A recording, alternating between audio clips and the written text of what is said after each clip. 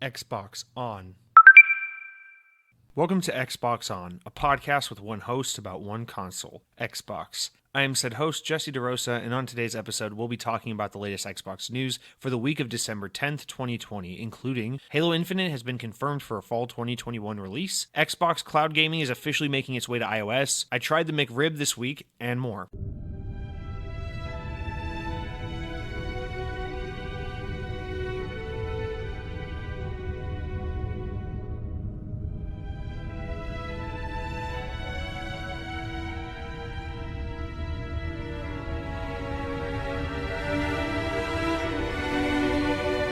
I don't know if this is going to be a doozy of a week, but it feels like this is going to be a really meaty episode. So let's jump right in. First of all, I wanted to mention this week that at the time you're hearing this, at the time the show goes live, which is Thursday, that will be the same day of the Game Awards, which, you know, as we talked about last week, in recent history, the Game Awards has been a big place for Xbox news. Most notably, last year, Microsoft revealed the Xbox Series X at the Game Awards. So it would be, I think a rational person would probably say, hey, I host an Xbox podcast. Today's the Game Awards. There's probably going to be some big Xbox news. I should probably delay the show a day or two to accommodate all the surprises. But I'm not going to do that, as I told you last week. I'm just going to stupidly put the show out on Thursday morning, as I do every Thursday. And then Thursday night, the Game Awards will happen, and they'll probably announce the Xbox Series Z and Halo Infinite 2.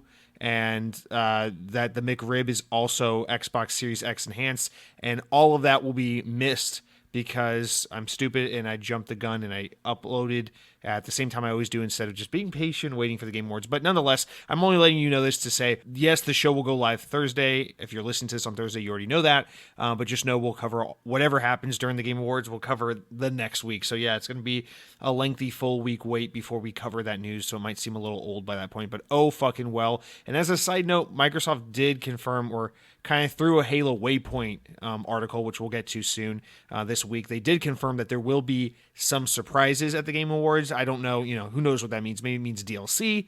Maybe it means a picture of Phil Spencer in a bathing suit at a Christmas party in like 2004. Who knows what the fuck that means?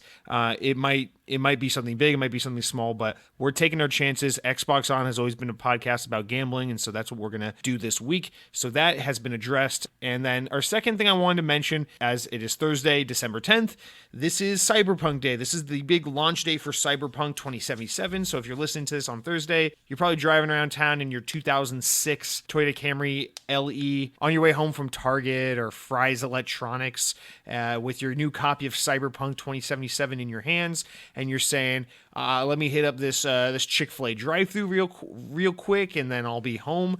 Pop this fucker in my Xbox, and we'll be playing Cyberpunk. So congrats to all of you. I know this is like the most anticipated game in a long while, so it feels like it has to be addressed.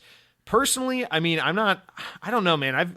I've been like excited for quote unquote excited for Cyberpunk since it got announced. I think it looks really, really cool, and I'm curious to try it, but I'm not like, it's not like the game I'm shitting my pants for. It's not like, well, at least we still got Cyberpunk, despite the fact that Halo Infinite got delayed. It's like, no, I'd still much rather have Halo Infinite. So I don't know. I'm interested to try it. My friend Hunter, who I've mentioned on the show a handful of times, really hooked me up and was able to help me get the game at a discounted price. The trade-off being that I got a physical copy of the game, which is like probably the first physical game I've bought in like 6 years. But I don't really like I said, I'm not like crazy about jumping into Cyberpunk immediately, so I'm gonna wait a few days. It's coming in the mail. It'll get here when it gets here, and I'll play it when I have the chance. But I have that on the way, so I'll give my impressions once I've had some time to sit down with it. But yeah, I mean, I know a lot of you are probably really looking forward to Cyberpunk. It seems to be the game, and it looks like the reviews are basically what you'd expect. It's wow, this game's amazing, go buy it, or you're stupid, 10 out of 10, all that kind of shit. I think the funnier thing here, or not funnier, I don't want to be negative, but I feel like this has to be addressed, especially because Xbox is the console generation is the console platform that's all about like supporting various generations. But, we've already started to see the reports that Cyberpunk, looks and runs beautiful on PC. It looks and runs pretty well on Xbox Series X and PS5, and will probably get patched to run even better. But if you're running especially like a base day one, like Xbox One or PS4, you're basically shit out of luck. The videos have already started circulating the internet. The game looks and runs like absolute shit. Like it's really embarrassing actually how bad the game looks. It's just like, someone will walk up to a character and they're all fuzzy and they'll have like texture pop in like halfway through a battle or a gunfight or a melee fight or whatever. And it's just some really rough looking like alpha shit. But I mean, I think if they could go back in time, CD Projekt Red would be like, okay, this game is way too ambitious for the PS4 and Xbox One. This has got to be a next gen game only. But I mean, unfortunately, the die's been cast. They've delayed the game as many times as they can. Here we are. The game's out now. I'm sure these are things that will be mostly addressed over time with patches. Of course, you're going to see the internet blow up. There's going to be people who say it's the best game ever made, and then there's going to be a bunch of people saying it's the shittiest game ever because of all the performance issues and hiccups on older hardware. So you'll see a lot of that shit. You'll see a lot of memes, a lot of funny videos in the coming days, I assume. But I don't know. Like, I wasn't really fazed by this. Like, it sucks. If you're out here listening and you're one of those people who's hanging on to your 2013 day one Xbox Ones, and you're like, I'll get a Series X in a year or two, but for now I'm going to hang on to this little guy.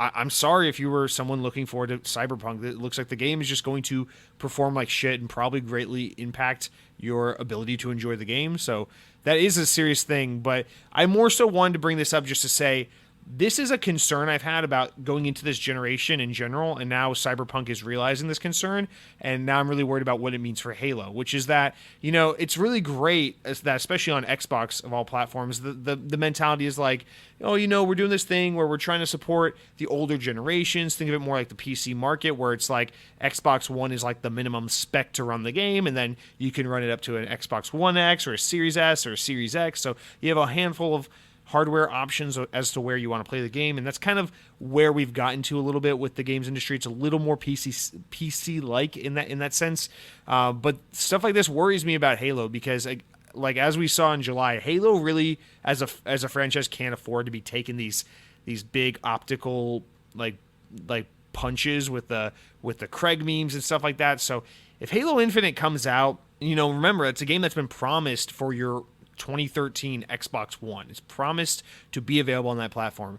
And if Halo Infinite comes out and it runs and looks pretty great on PC and Xbox Series X, but it just looks and runs like shit on a day one Xbox, it just worries me like what that does to the conversation and the coverage around the game and the public's perception. And the only reason I care about that isn't because I care, what other people think of my favorite games, but it's because I just want to see Halo succeed so that we can continue to see Microsoft and 343 have confidence in this franchise rather than see Halo be this franchise that's constantly on the offense of like trying to bend the knee and cater to this audience that's just unpleasable. And this would be a really big problem to have on their hands. So just seeing this happen with Cyberpunk made me very wary of that with the potential of this happening with Halo. But I mean, obviously we can't really know how that's going to go until later when Halo Infinite comes out, which we'll talk about when we get to the news segment. That's the second time I've referenced this big news story of the week. But yeah, Cyberpunk's out. If you're looking forward to that, I'm excited for you. I hope you really enjoy the game. It looks like it's, it doesn't look like it's the most groundbreaking. I've never seen a game do this kind of thing, but it looks like a great game. I think it looks like it's fun. If you like games like The Witcher or Elder Scrolls or shit like that or Fallout, it looks like this game will definitely please you and satisfy that need for more massive open world games. Actually, one of the things I'm really excited about Cyberpunk is the fact that CD Projekt is like, hey, this is actually a smaller game, and how, reviewers are saying you can beat the game in like 20 to 25 hours. So that's actually got me a lot more optimistic about my inevitable time with Cyberpunk. But very big congratulations to the team at CD Projekt Red for getting this game out into the wild. I know it's been hell on earth seemingly trying to get this thing out with all the delays and the bad press and the hype. So hopefully, obviously it looks like they have lots of work in terms of patches and things like that, especially for the older consoles, but hopefully we are really nearing a point where the team can sit back, take a sigh of relief, and maybe, feel a sense of pride for the hard work they put into this project. So there's that.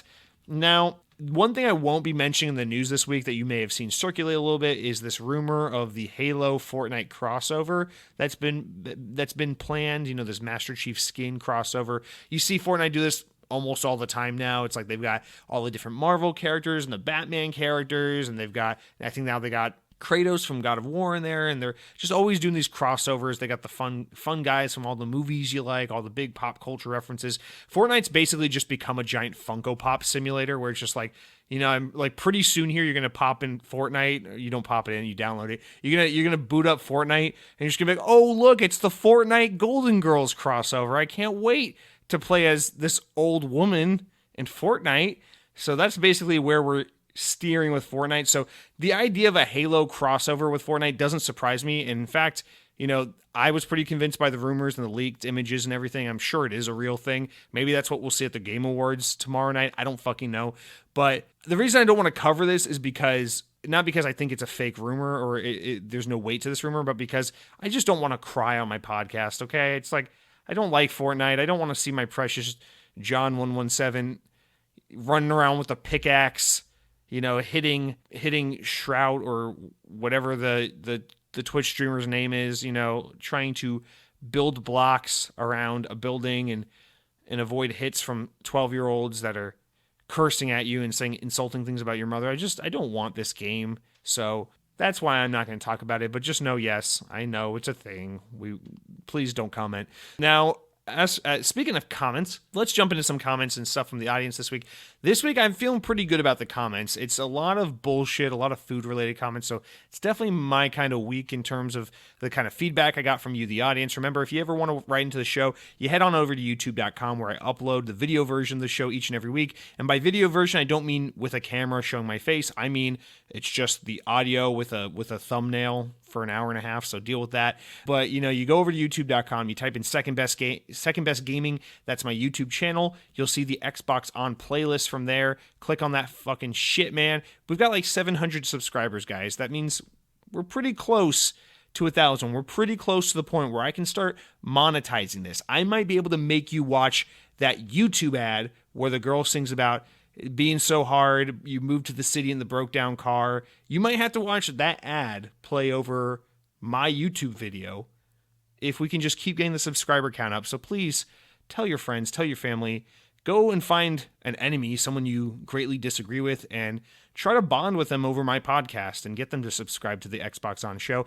Now, without further ado, you can go over to youtube.com if you want the podcast, if you want to leave a comment, but some people have already done that, so let's jump into some comments from last week. God damn. Our first two comments come from George, Mr. Doomhammer, who actually commented in through Twitter, but we're going to make an exception and add these tweets in as comments because they're good tweets, and I want to talk about them. So Doomhammer says, Jesse, in your next podcast, could you take a few minutes to discuss what makes a person like @80suburbia choose to eat unfrosted Pop-Tarts?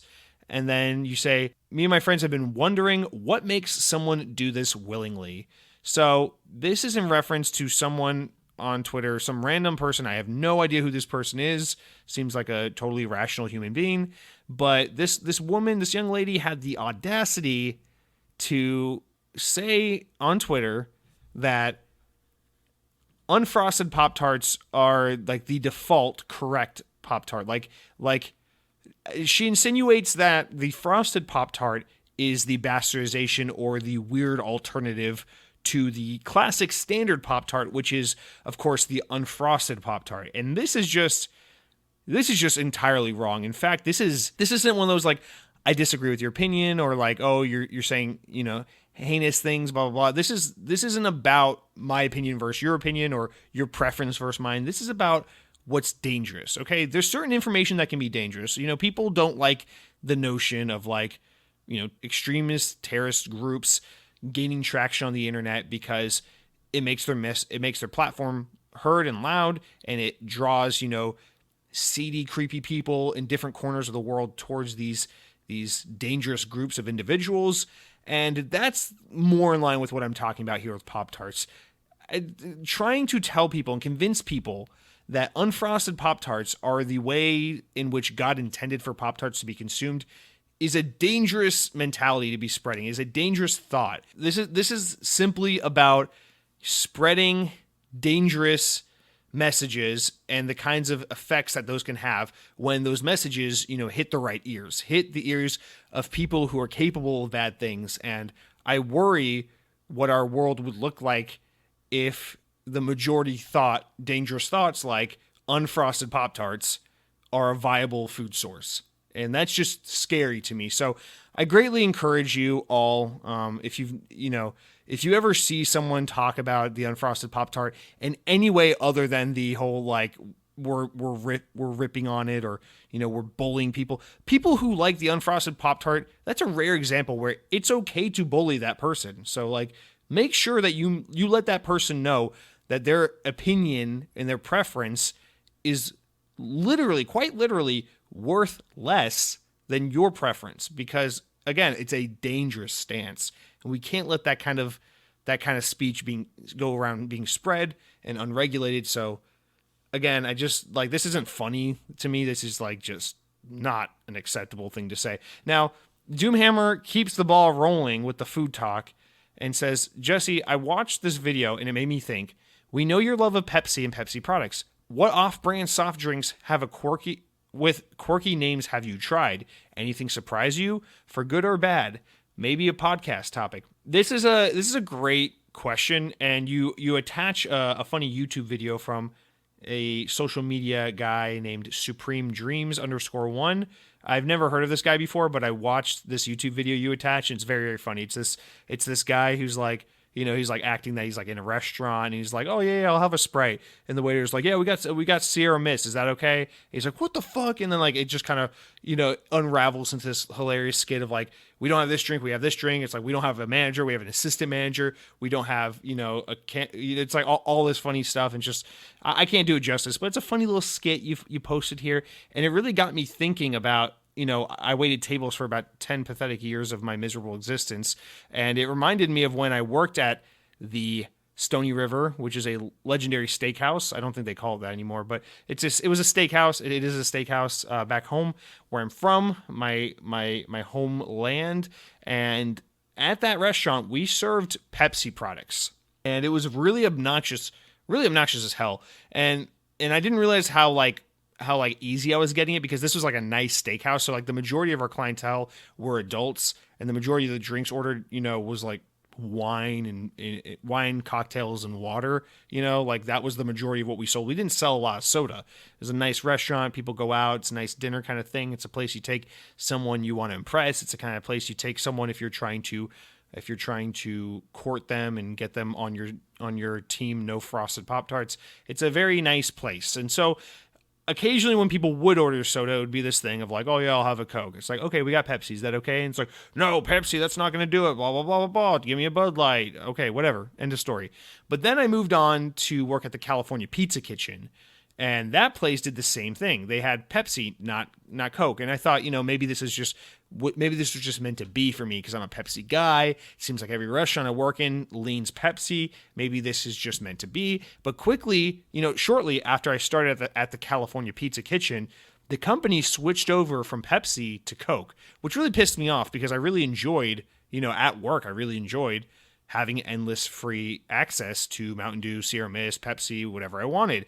But now I was limited to like Coke, Diet Coke. Here's the one thing. Let me tangent on this tangent. Here's one thing I really hate is like, you can say what you want about Coke versus Pepsi. You can be a Coke guy. That's fine. You're entitled to your own opinion. That's all great. But this is something we cannot deny. When you go to a restaurant or a fast food place or someplace with a soda fountain and they have Pepsi, you get way more variety than you do at a Coke place. You go to like a fucking Arby's before they switch to Coke. You go to a California Pizza Kitchen before they switch to Coke. You go to anywhere that probably switched to Coke eventually. It's like you got Pepsi, Diet Pepsi, Pepsi Max, Sierra Mist, Dr. Pepper, Mountain Dew, and then just like all this other you get like all the cool flavors. You get fucking like Powerade, or you get like Gatorade and all this shit. I don't know. They give you everything, like Tropicana. You get all the fun variety of drinks. You get like maybe like 8 to 12 different brands. But you go to a place that has Coke and it's so fucking boring. And it's like Coke has a big variety of sodas, but like unless it's like a Coke freestyle machine, you just get so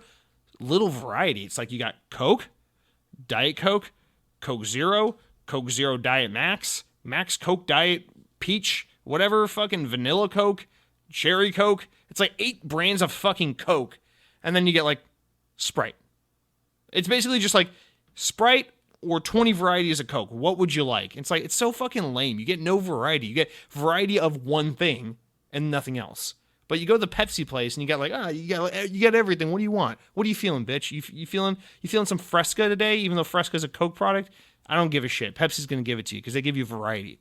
But anyway, that's a tangent. What I want to say here is it was always frustrating to me that people in restaurants were so resistant towards trying something else. It's like, listen, you're out here, you're at this restaurant, you're out and you're exposed, you're in public, you're trying something different. You're putting yourself out there, you're seeing how the universe will receive you when you make the decision to get out there and eat at a restaurant.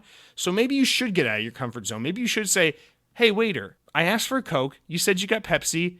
I'm feeling like a changed man today. I think I'll take the goddamn Pepsi and see where life brings me. But no, that's not how people are. People want just samey everything. It's so it's like me telling a customer, I'm so sorry, we don't have a Coke. Would a Pepsi be all right? It's basically like the equivalent of like someone coming up to me and being like, I'm sorry, we don't have Windows Phone. Would iOS work for you? It's like they just go fucking nuts and they start like flipping tables, like, this is unacceptable. We're gonna go eat somewhere. I've had so many customers tell me shit like, we don't support your restaurant anymore because you don't carry Coke. We won't go eat here anymore even though we like the food because you don't get Coke. I've had customers who bring in their own Coke. I've had that happen so many times. You get like those suburban like old white bitches who are just like, yeah, we bring our own can of Diet Coke because we know you guys have that disgusting Pepsi shit. I'm like, ma'am, there's nothing more disgusting than Diet Coke. The shit they literally use to wash fucking like cancer off of children. Like that's what chemotherapy is. They basically inject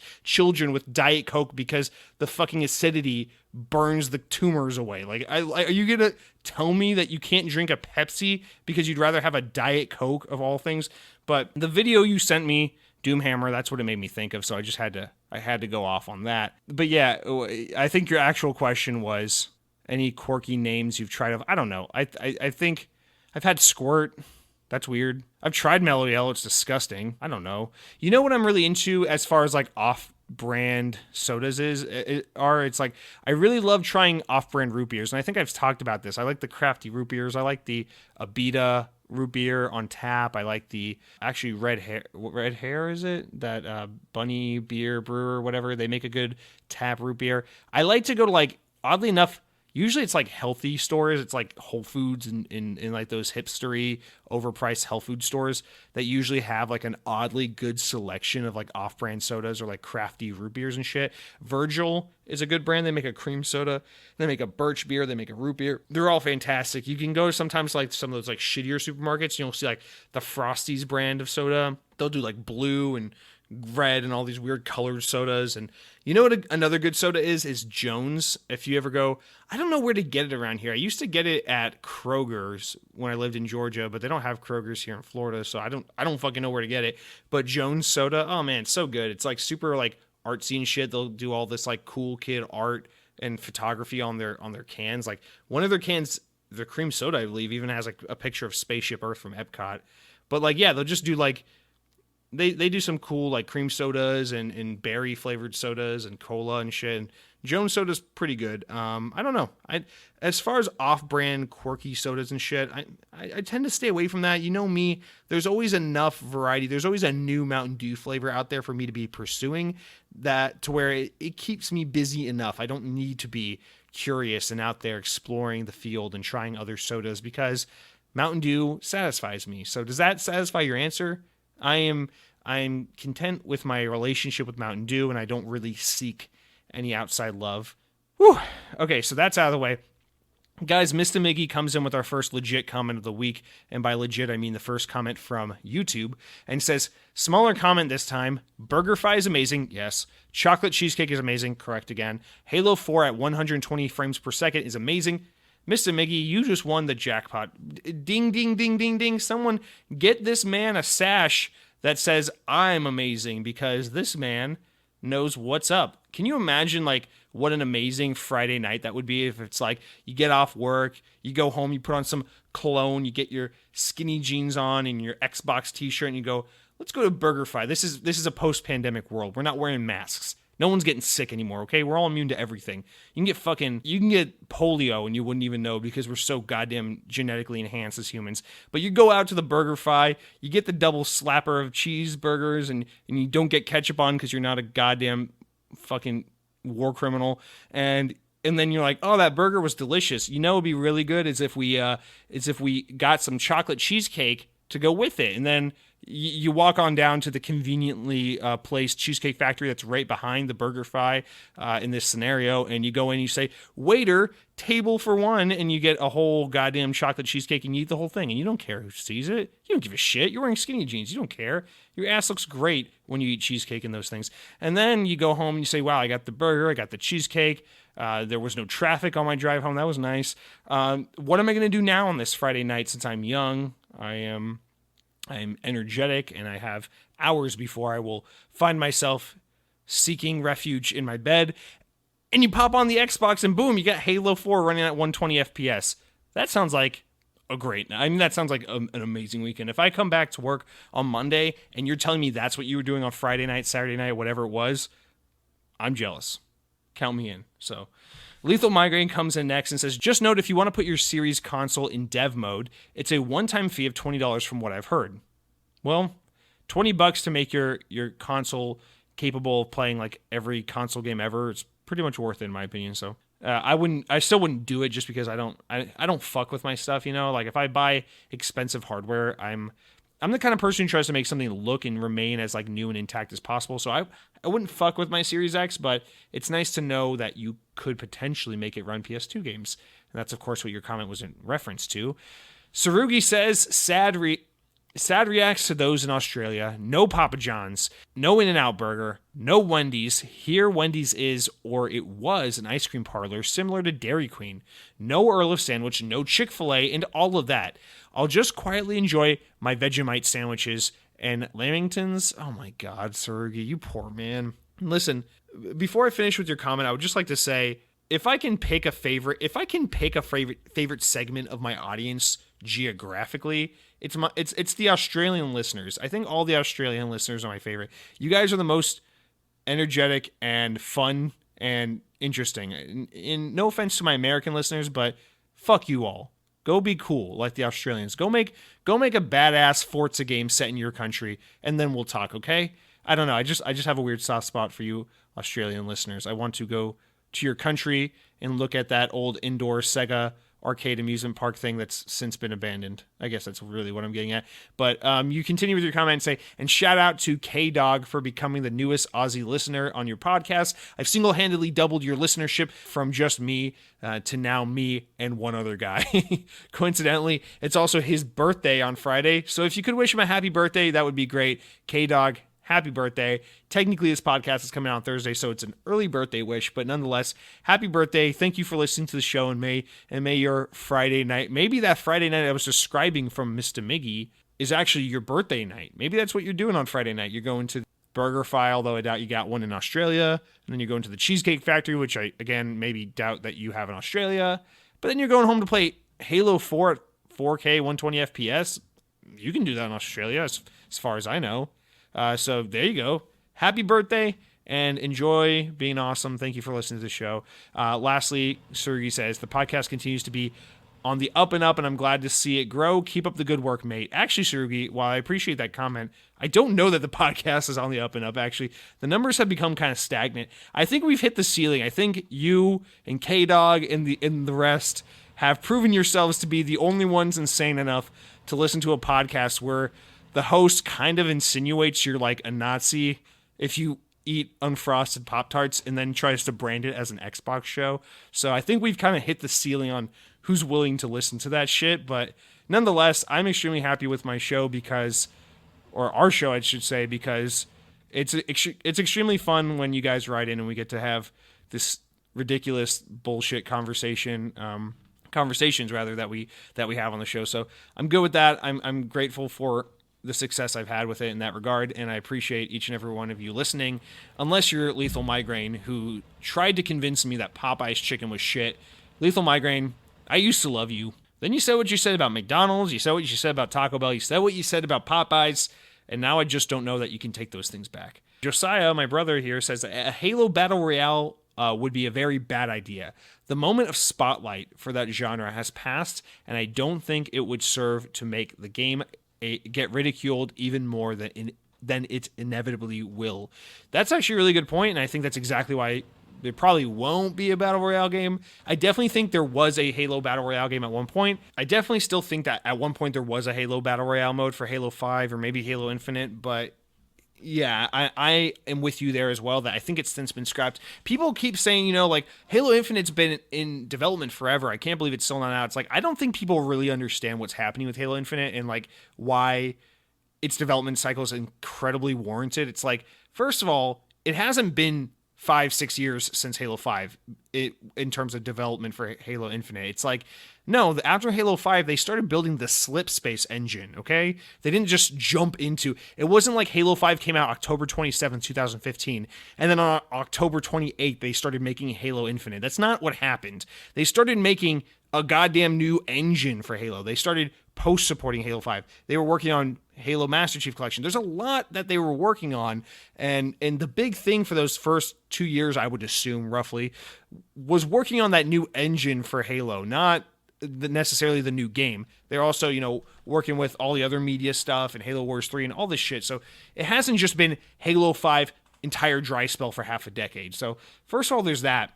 Second of all, you know, Halo Infinite is already going to be a totally packed game that we now know is an open world game. It's kind of a platform for the next 10 years for Halo, and it's got to run from everything from a base Xbox One to a super high-end PC to an Xbox Series X. So, like, there's a lot going into this next Halo. The last thing you need to do is waste more time overstuffing it with a Battle Royale mode. You know, if you're going to add extra content, make sure you include something like Forge, you know, something that's like distinctively Halo. Don't fixate on Battle Royale. You know, give us the campaign, give us the multiplayer, give us Forge. Focus on making it pretty and clean and well polished and accessible despite the platform you're playing on. Focus on these things. Don't do the Call of Duty. We don't need a Warzone. Fuck Warzone. Fuck Fortnite. Master Chief's already going to be in the Fortnite, apparently, so we don't need that. Joe Murphy says, been loving playing games on my new Series X with my new 4K TV that I bought for it. The TV is so much better than the old-ass 1080p TV I had. Fried chicken is all good chicken. Sandwiches are the bomb. On the fast food topic, I wish they had a White Castle here, wherever here is. I've never had the McRib either. When they come back, I'm going to finally try one. Tetris Connect is awesome. P.S. Taco Bell is the fast food standard. It's the best place to go when everyone's hungry. Well, Joe, I appreciate your comment because I relate to a lot of what you're saying. Lots of happiness and congrats and success to you on the acquisition and the adoption of your new Xbox Series X and 4K TV. I hope you are loving them to death. Seems like you are, so congrats on all of that. And everything else, I mean, what else can I say? I love fried chicken, so you're the best. I love Taco Bell. I agree with everything you're saying. Tetris is good. Now, I don't know where you live, but you say, I wish I had White Castle here. Dude, I don't have White Castle where I am either, but I went to Kentucky a few years ago. Pray for me. And I tried White Castle while I was there because they had it there. And I got to be honest, White Castle is so incredibly overrated. It was like, I was so excited to get to go to a White Castle, but their food is gross and soggy and just boring as shit. Like, I'm not a crazy fan of Crystals, but I'd rather have Crystal than White Castle. It's just not that good. So you're not missing out on much there. And then you say, I've never had the McRib. Well, maybe you'll try it soon. And then, yeah. So thanks for writing in, Joe. I hope you're enjoying that new console, that new TV. Don't feel too bad about White Castle. You're really not missing anything. Lethal Migraine. What is this you had to say here? You say, I find it odd that you put... Lethal? God damn it. I find it odd you push the worst trash restaurant ever, Jesse, in McDonald's, but don't like as much vastly superior KFC or Chick-fil-A. McDonald's is disgusting. It's inedible, and that's shown by McDonald's business shrinking 9 or 10 quarters in a row. Five Guys is the most generic burger. It's not good. It's not bad. It's just there. Not worth the money. Not worth going out of your way for. Wendy's is better. Culver's is better. Shake Shack has mediocre shakes, but amazing burgers. Hardee's is better. Freddy's steak burgers are super good too. Lethal Migraine, to just real quick, just the fastest way to put this. I was really excited to one day try Raising Cane's on your recommendation. You were the one who told me that you haven't had the best fast food chicken until you've had Raising Cane's. And I said, I've heard this name before. I don't know what it's like. I looked it up. I'm like, oh, it kind of looks like Zaxby's a little bit. I was excited about it. I watched a YouTube video about it. I looked at their menu. I got excited. My mouth started watering. And I said, someday I will go to a Raising Cane's, and when I do, I will thank Lethal Migraine for pointing this out to me. So that was my first instinct when you told me about that. But now that you're just revealing how shit your opinions are about food, shitting on Five Guys, shitting on McDonald's, shitting on Popeyes, and more offensive than any of those things, praising Culver's, which is objective shit, praising Shake Shack, now I can't respect your opinion, because what you're proving to me is you don't have taste. How the fuck are you going to say Five Guys is generic and basic, but Culver's is better? I've only had Culver's once in my life, and that is one time too many. Culver's is disgusting, and I eat anything. I eat garbage, but Culver's is unacceptable. I've never had Freddy's. I've always tried to, but now I might just avoid them altogether because you recommended it. Lethal Migraine, you are pushing me, okay? You take it back. You fucking take it back. You go to McDonald's, you order a double cheeseburger, you ask for no ketchup, you eat that thing, and you pray to God that he shows mercy on your fucking soul so that when you die, maybe, if you're lucky, the McDonald's gods will show some shred of sympathy for your pathetic food taste, okay? This is like, I'm up to here. You can't see it. It's an audio-only podcast. But I have my hand up. I'm up to here with your shit, okay? Take it back. Say something nice about the D. Sam Torres writes in, this is the weird part of the... Guys, skip ahead a little bit if you need to. These last two comments here are pretty lengthy. I'm going to maybe just skim through them a little bit, but Sam Torres is taking the place of that guy that used to write in with these lengthy, beautiful, poetic soliloquies that I just have to share because they're beautiful and they're well written, and you can tell there's a lot of love that went into them. So without further ado, Sam Torres says, if I were to tell you how worried I was going into this new generation from about April of this year on about the Xbox breaking sales records, obliterating Sony at their launch, getting off to a good start and winning the console race, you'd probably laugh at my shallowness. Hell, just go ahead and have a nice fat chuckle. When I finally saw Sony's design for the PS5 earlier this fall, I was dreading the shift in power. I mean, really look at it. As an Xbox fan, I was sure no one would be interested in the solar pillar reverse ice cream sandwich. Then came the Bethesda deal. Holy shit, now everyone will jump ship to Xbox and the fan base will become the crowd that shits most on the other console. Luckily, we kept our status as hungry underdogs of the fat Phoenicians obelisk. We were meant to be scrappy. We were meant to have enjoyed the drippings. Xbox is still our determination of how gaming is a pastime, not a measuring stick for how to hurt fellow gamers using playground politics of popularity. Really well put there. As a comparison, I'd like to show. As a comparison, I'd like to know what your thoughts are on the few Xbox One diehard gamers in Japan. Do you think when they register an Xbox in Japan, the police keep tabs on you like a sociopath? You think the Xbox population is so low prior to the launch of the series consoles in Japan that they came with a boilerplate suicide/shame letter that leaves a blank area for your family name, or comes with a DNA test specifically for an extra Y chromosome? That one or two guys who own the Xbox One pledge their allegiance to the Xbox One, have Xerox memos after hours on the company copiers about Xbox rules, have to have the strongest wills to survive.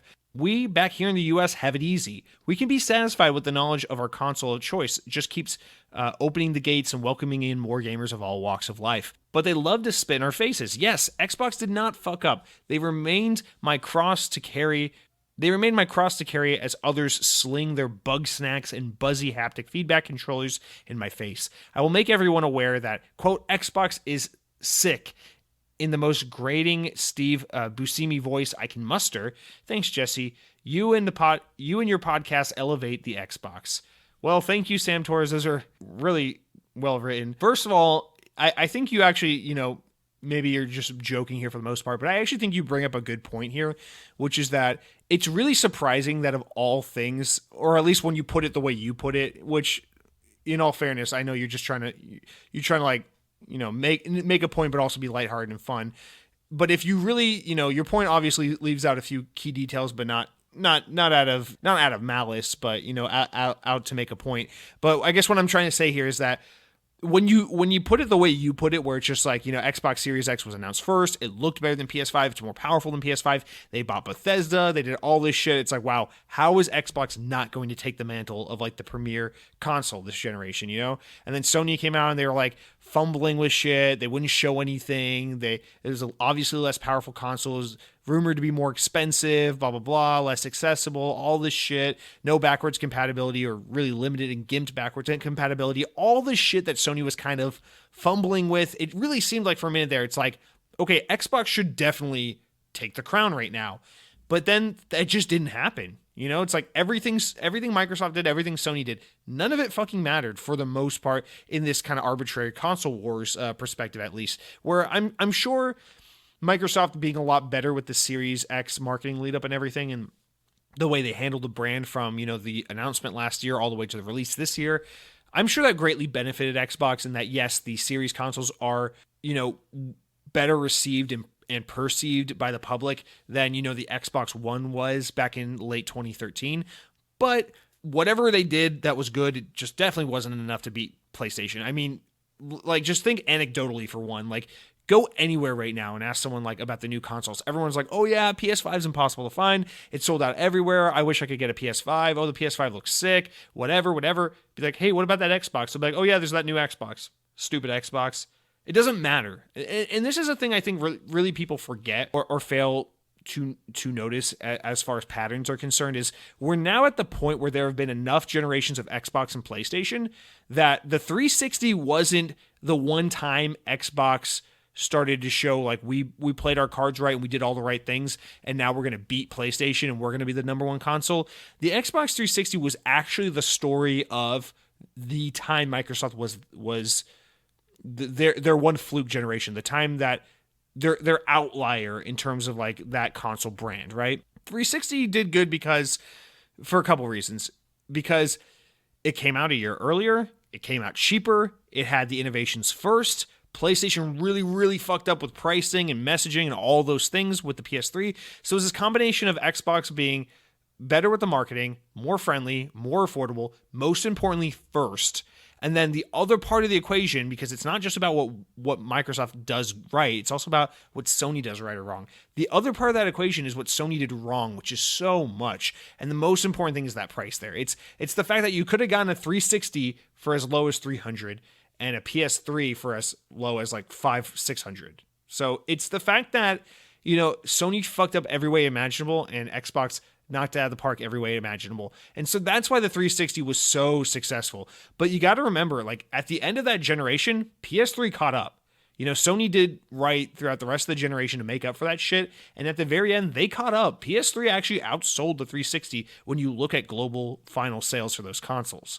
So when you really think about it, it's like the success of the 360 is actually an outlier for the Xbox brand. Sony and the PlayStation brand are just by default the popular place.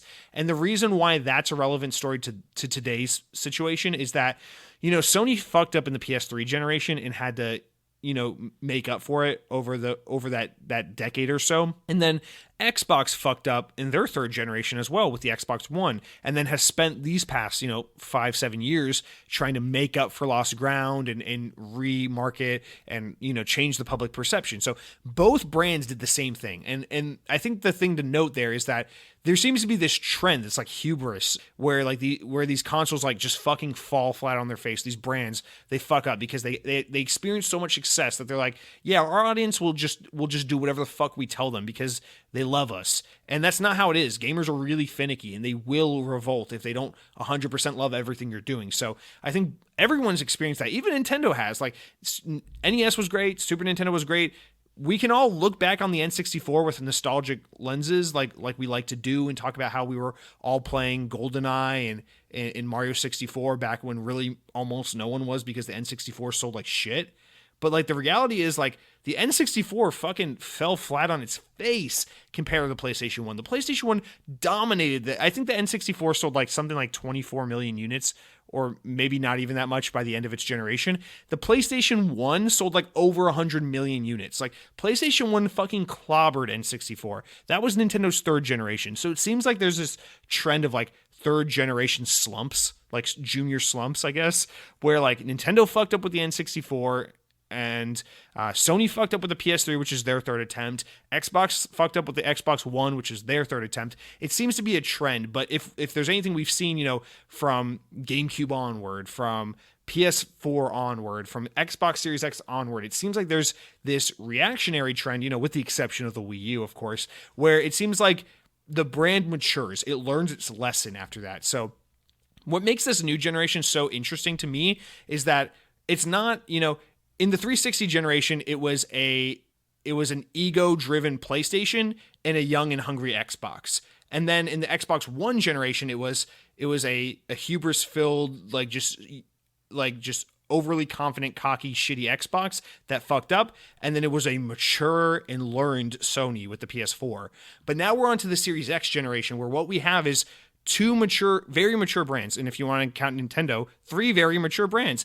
Xbox, PlayStation, and Nintendo, all three brands know exactly what they're doing. They've had their successes, they've had their failures, they know what their strengths and weaknesses are, and they know what their audience wants. It's why Nintendo doesn't give a shit about half-decent multiplayer. It's why Nintendo doesn't give a shit about power or next-gen features or any of that shit, because Nintendo knows what makes them special is their weird quirkiness and their toy-like accessories and consoles, and they're really, really fun games that have god-awful stories but are fixated on crazy, ingenious mechanics and fun gameplay and great polish. That's what Nintendo's bread and butter is, and they excel at it because they're mature and they know how to play into it. Sony's the same way. Sony knows it's about games. It's about literally nothing but games. It's about every 7 years, you buy a new expensive piece of hardware, and we make a bunch of fucking awesome games, usually pretty story-driven, focused or single-player focused, and you just buy games and we make a shit ton of money off that. Games, stories, games, consoles, games, whatever. That's Sony's thing. And now we have a very mature Xbox that's playing into its strengths. It knows the Xbox fan base is very much into powerful console, really next gen, high performance, that kind of stuff. Xbox fans are like the PC gamers of the console space. It's about high performance, it's about backwards compatibility, it's about new and innovative features. You got to think about it. Xbox was the one who was like a hard drive built into your console, always connected internet device, an all-in-one entertainment system, an operating system on your console that's a multimedia device. All these things Xbox has done throughout its history are very innovative things. If you think about it, Xbox is kind of the most responsible of all the brands for the way we look at a console and the way we play games now more than ever, what with the internet and just really robust operating systems and consoles that do a lot more than just play video games. And so it's like the three brands have really figured out what it is that their audience loves about them, what it is that makes them distinct, and they play into it. And what we've learned as a result of that is people really love PlayStation through and through, no matter what, because it's been there a long time, it's been great, and they're all about the games. People really love Nintendo because it's cute, it's fun, it's great for all ages, it's great for local multiplayer, it's nostalgic, and it's safe. You always know a Nintendo game is at the very least going to be fine or suitable or fun, whatever, And then Xbox is just kind of in this third place of we don't necessarily need you, and yeah, you're old enough to now be nostalgic, but you weren't there before PlayStation or Nintendo, so the majority of the market's already tied to one of those brands, and it's just all these things that are just kind of impossible, endless hurdles from Xbox, where it's you're almost better off as Xbox, as a brand with Xbox, if you just accept the fact that you have your fans, you might, grow here and there, but at the end of the day, you're not better off fighting PlayStation by trying to do their game better than them. You're better off by just saying, what are our strengths and weaknesses? Let's lean into them as hard as we can fucking go and let people find us on their own. And that's kind of what Xbox is doing more than anything now. I mean, and they are sticking true to their nature of hey, we're just going to innovate on the games industry and continue to envision what video games will be 10, 20 years down the line, because that's what Xbox has always done. That's why we see them pushing so heavy into cloud gaming and in this fluidity of play on old consoles, play on new consoles, play on PC, I don't give a shit, profiles and streaming services and accounts and services over just regular consoles, because that's Xbox. And man, this is a massive tangent, but what I'm trying to say here is, it's crazy to think that it looked like Xbox Series X was positioned and poised to dominate this generation. And it looked like PlayStation was in a position to kind of fumble a little bit. But I think Sony's mature enough now to know what does and doesn't matter with PlayStation.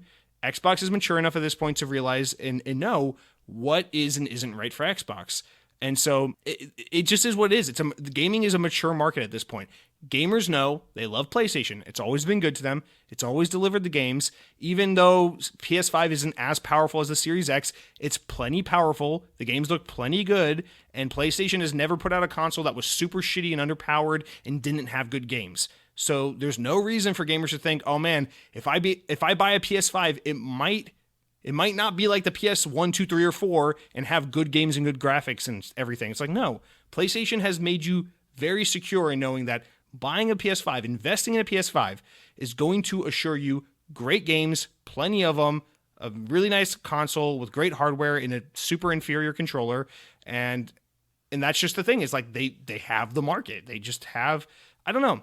So it's, I guess what I'm really trying to say, God, this is a long comment, but like, I think at this point, it's not really about what Xbox can do to bite into Sony's market. It's about what Xbox can do separate from what Sony does to expand their market. So, it's not like between every Xbox and PlayStation gamer, if you add them all up, accounts for 100% of gamers. And Xbox is trying to take portions of Sony's so they can have the bigger portion. It's like Xbox needs to stop looking at what Sony has and saying, how can I have that? And start looking at the massive blue ocean strategy of like, there are so many people in this world, people will play games. How can we reach those people? Rather than PlayStation gamers, it's about people. And I think it's going to be more successful for them in the long run. I think you're going to see a very different Xbox in 5 years. Once Game Pass is a mature platform and we're used to this newer era of Xbox, I think you're going to look back and you're going to be like, wow, it's crazy to think what Xbox was in 2013, 2015, and to think what it is now, because Xbox is going to be a thing people, if this is all successful, thing people are playing on their computers and their phones and everything, and they're playing all sorts of games, from small games to big games, and it's all going to be through a streaming service, and it's not going to be the Xbox we know right now. It's not going to be the Gears 5, Halo 5, Forza 5, fuck you, nothing else, Halo or Xbox that we're used to. So I don't even know if I'm even speaking to your comment anymore. I think I'm just talking. I think this is just like my quota of Xbox talk I have to get out of the way just so I can justify all the fast food talk. But our final comment comes from Patrick, who says, I just recently treated myself, first-time commenter, by the way, thank you so much for commenting. Rounding out the comments, you say, I just recently treated myself to a Series X coming from a PS4 last generation. Mostly for an overall approach to gaming with Game Pass and stuff that just works best for my current life situation. Having played Halos 1 through 3 in the past, with many memorable moments I recall, I skipped Halo 4, got some story summaries off YouTube for the sake of following up with everything, and jumped straight into Halo 5 Guardians, and wow, how disappointing was that campaign? It seems like as the game progresses, it just loads more of the same enemies on you. 1 Guardian, 2 Guardian, 3 Guardians. Can you relate? I'm really skeptic about Infinite now, too, seeing how the franchise seems to have evolved.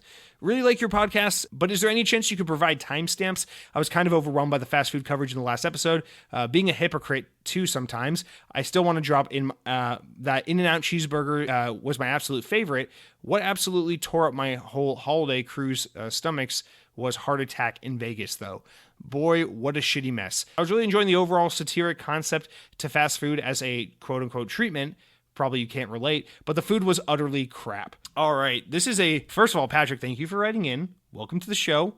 Welcome to the Xbox community. I don't mean to say, fuck PlayStation, glad you're here on the good side, but I do mean to say, welcome here to the Xbox community. Obviously, it's not like you can't buy a PlayStation, still enjoy PlayStation at some point if you want to, but it is exciting to have kind of a sense of belonging or like a sense of community with, the brand you associate with and use. So welcome to the Xbox community in that respect. I hope you really enjoy your Series X. So that's the nice stuff.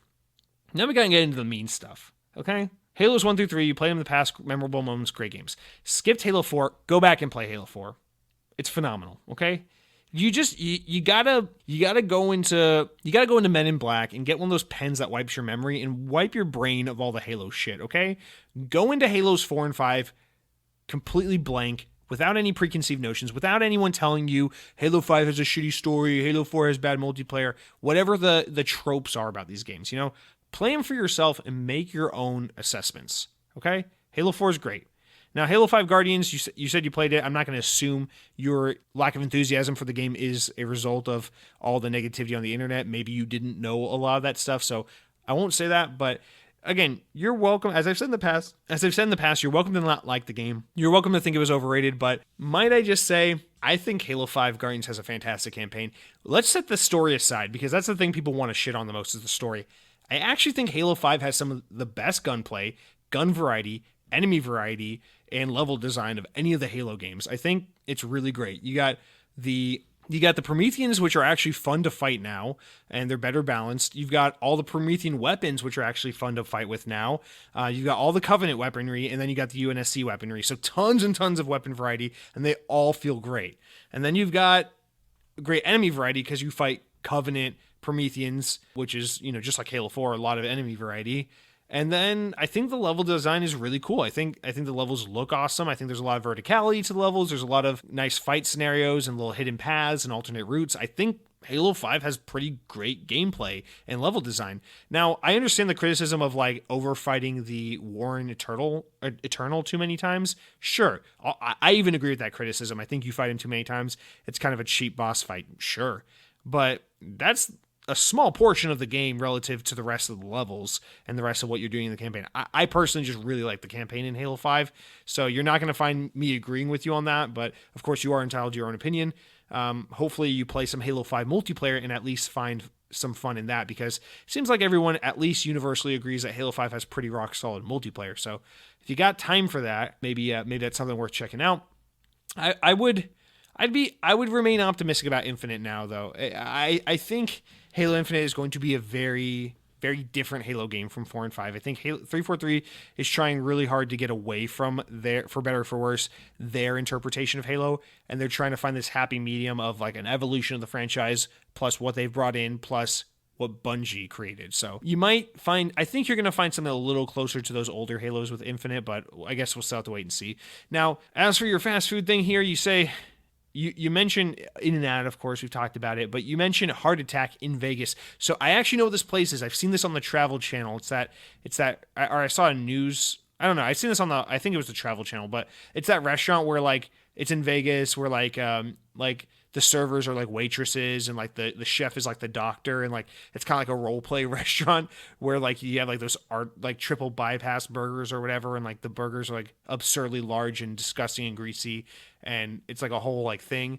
I'm really disappointed to see that you went there and the food was not good, because I've always wanted to go there. That's one of those places where I'm like, I'll probably never go, but I would love to go there. So really disappointing to hear that it wasn't great. And until you give me a reason to believe I can't trust your taste in food, I will take your word for it that place is disappointing. Now, if you start espousing bullshit like fuck McDonald's, fuck Taco Bell, like Mr. Lethal Migraine, I might have to take your comment here with a grain of salt. But until then, I'm going to give you the benefit of the doubt. I'm still curious to try that place if I ever get the opportunity, but it is noted. And for all of you who haven't ever heard of this, look up Heart Attack. It's a burger restaurant in Las Vegas, Nevada, and it looks really fun. There's a lot of like news stories that have been done on it and Travel Channel pieces that have been done on it. So I'm sure you can find some really good videos on it. But yeah, it looks like a fun place. Yeah, surprisingly, after 5 hours of talking about Taco Bell, we're done with the comments. Done with all that, guys. That's it. Remember, for next week, don't be shy, reply.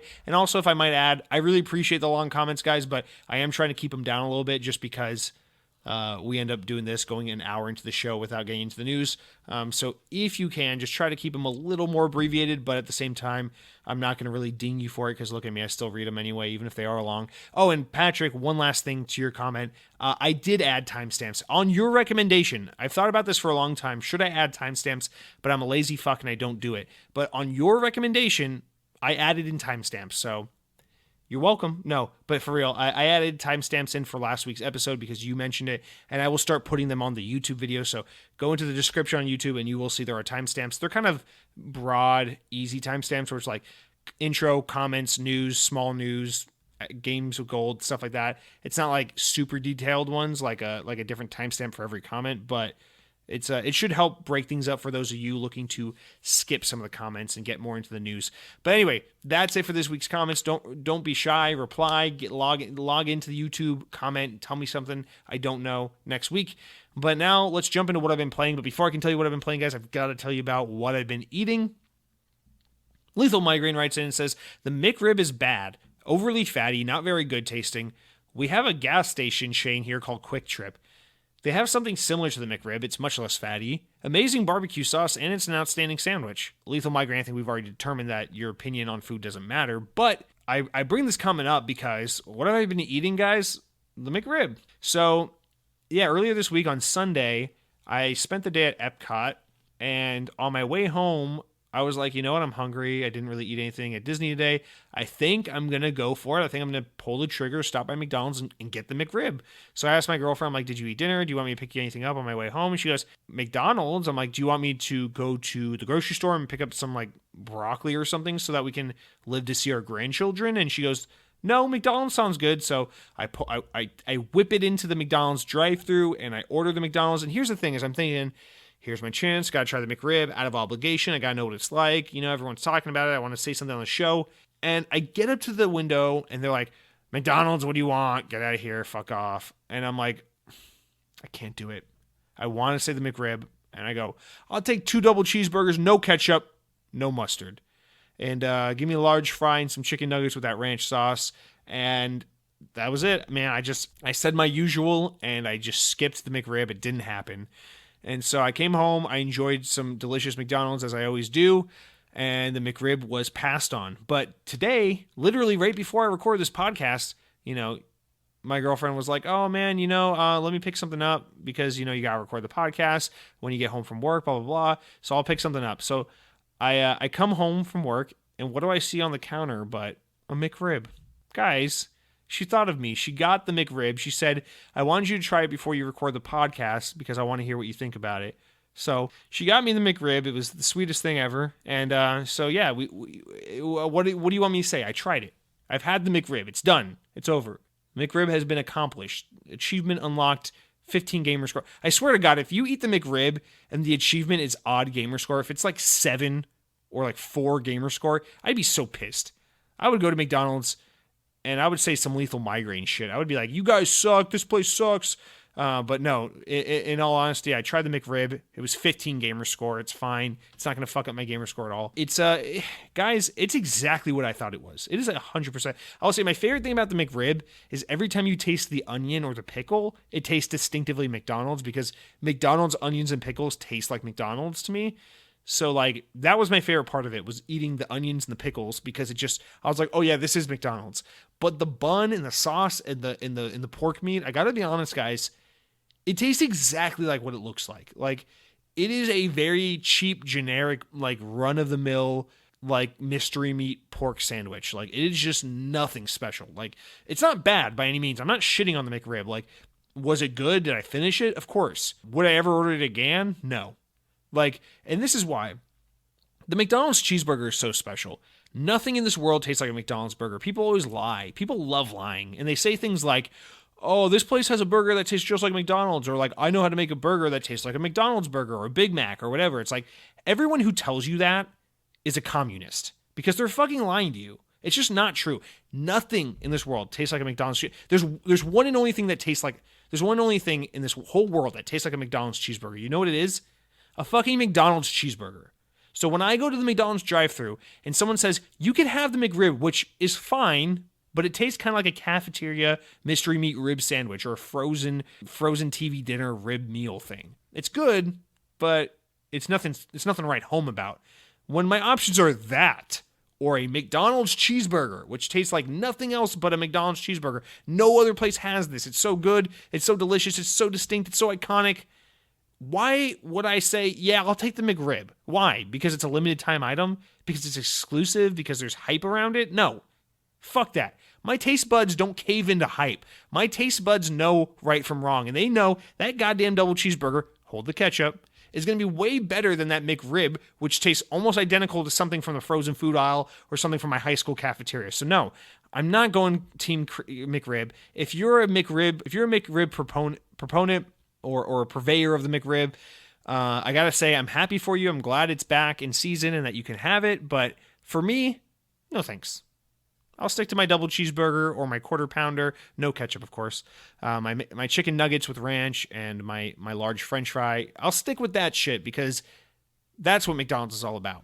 But anyway, I've had the McRib. It's been done. Lethal Migraine, I guess I'm agreeing with you to an extent. I don't think it's awful like you think it is, but I agree. It's not that special. And I'm sure I wouldn't be surprised if the one if the rib sandwich at your Quick Trip gas station is, at least as good as a McRib. So not even going to argue with you on that. So that's what I've been eating, guys. Now, as for what I've been playing, if you must know, I finished Yakuza Kiwami this past week, so that's knocked out, checked off the list. I even played the Majima side content, that the DLC shit that comes with the game, which is it was awesome. Yeah, I've now beaten all the Yakuza games on Game Pass. In fact, the only Yakuza game on Xbox I haven't played is the new one, Like a Dragon, which I'll get around to. I'll probably wait for a price drop on it, to be honest, but it kind of makes me sad because I really want to play Yakuza's 3 through 6 now, but those are only on PlayStation. I gotta break out the PS4 in order to play those, and to be honest with you, I really don't want to play my PS4.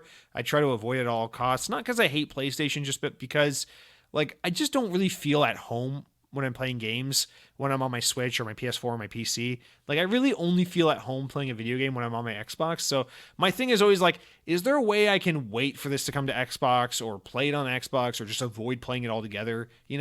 There are rare exceptions. If it's like Spider-Man PS4 or God of War or Super Mario Odyssey, I'm like, okay, I gotta play this other piece of hardware. But if it's something like Yakuza, I'm like, maybe it'll come to Xbox someday. I can probably just ignore it, right?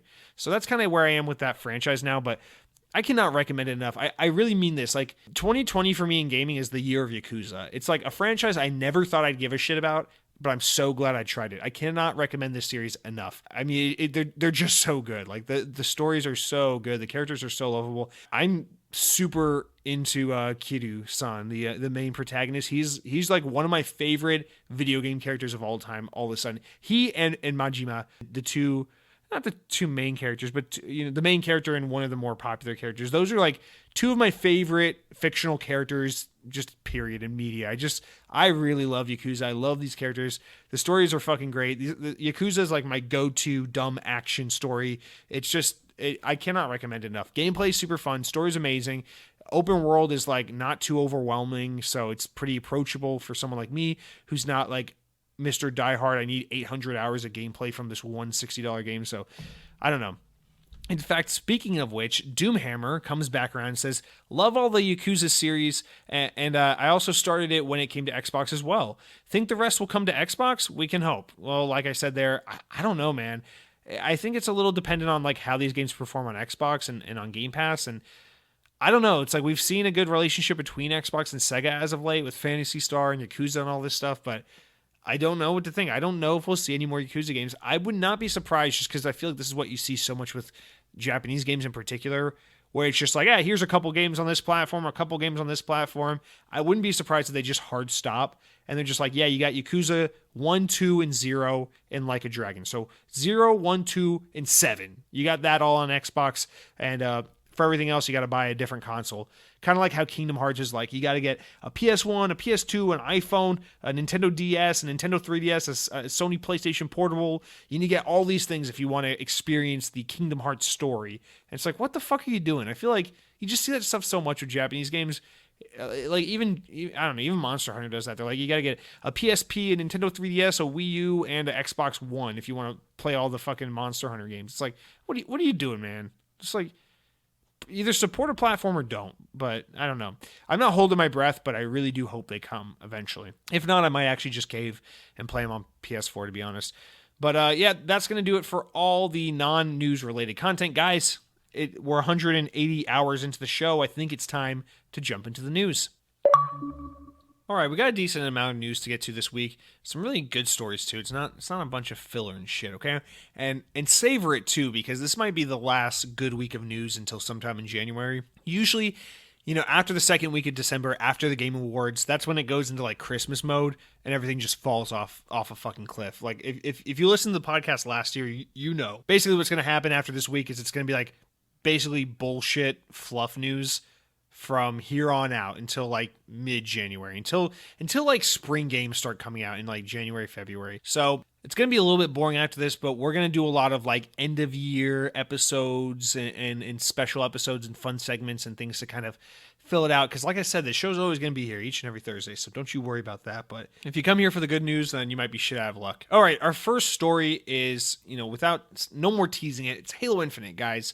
So on Tuesday at 3:43 p.m., 343, on the Halo Waypoint website, 343 Industries put out their big December fall update on Halo Infinite that they've been teasing for a little bit now. And with it, we got some really good news, as well as some screenshots of Halo Infinite. So the article was kicked off by Joseph Staten, who Bungie veteran who came back to Halo Infinite recently. He's replacing Chris Lee's role as the kind of creative lead or the lead there at 343, kind of seeing the game out through this final development stage before it launches. And he kind of just talks about how, we really want to take this time to dig into some fan concerns and show you a little sneak peek at some things we're working on and kind of what our rollout is.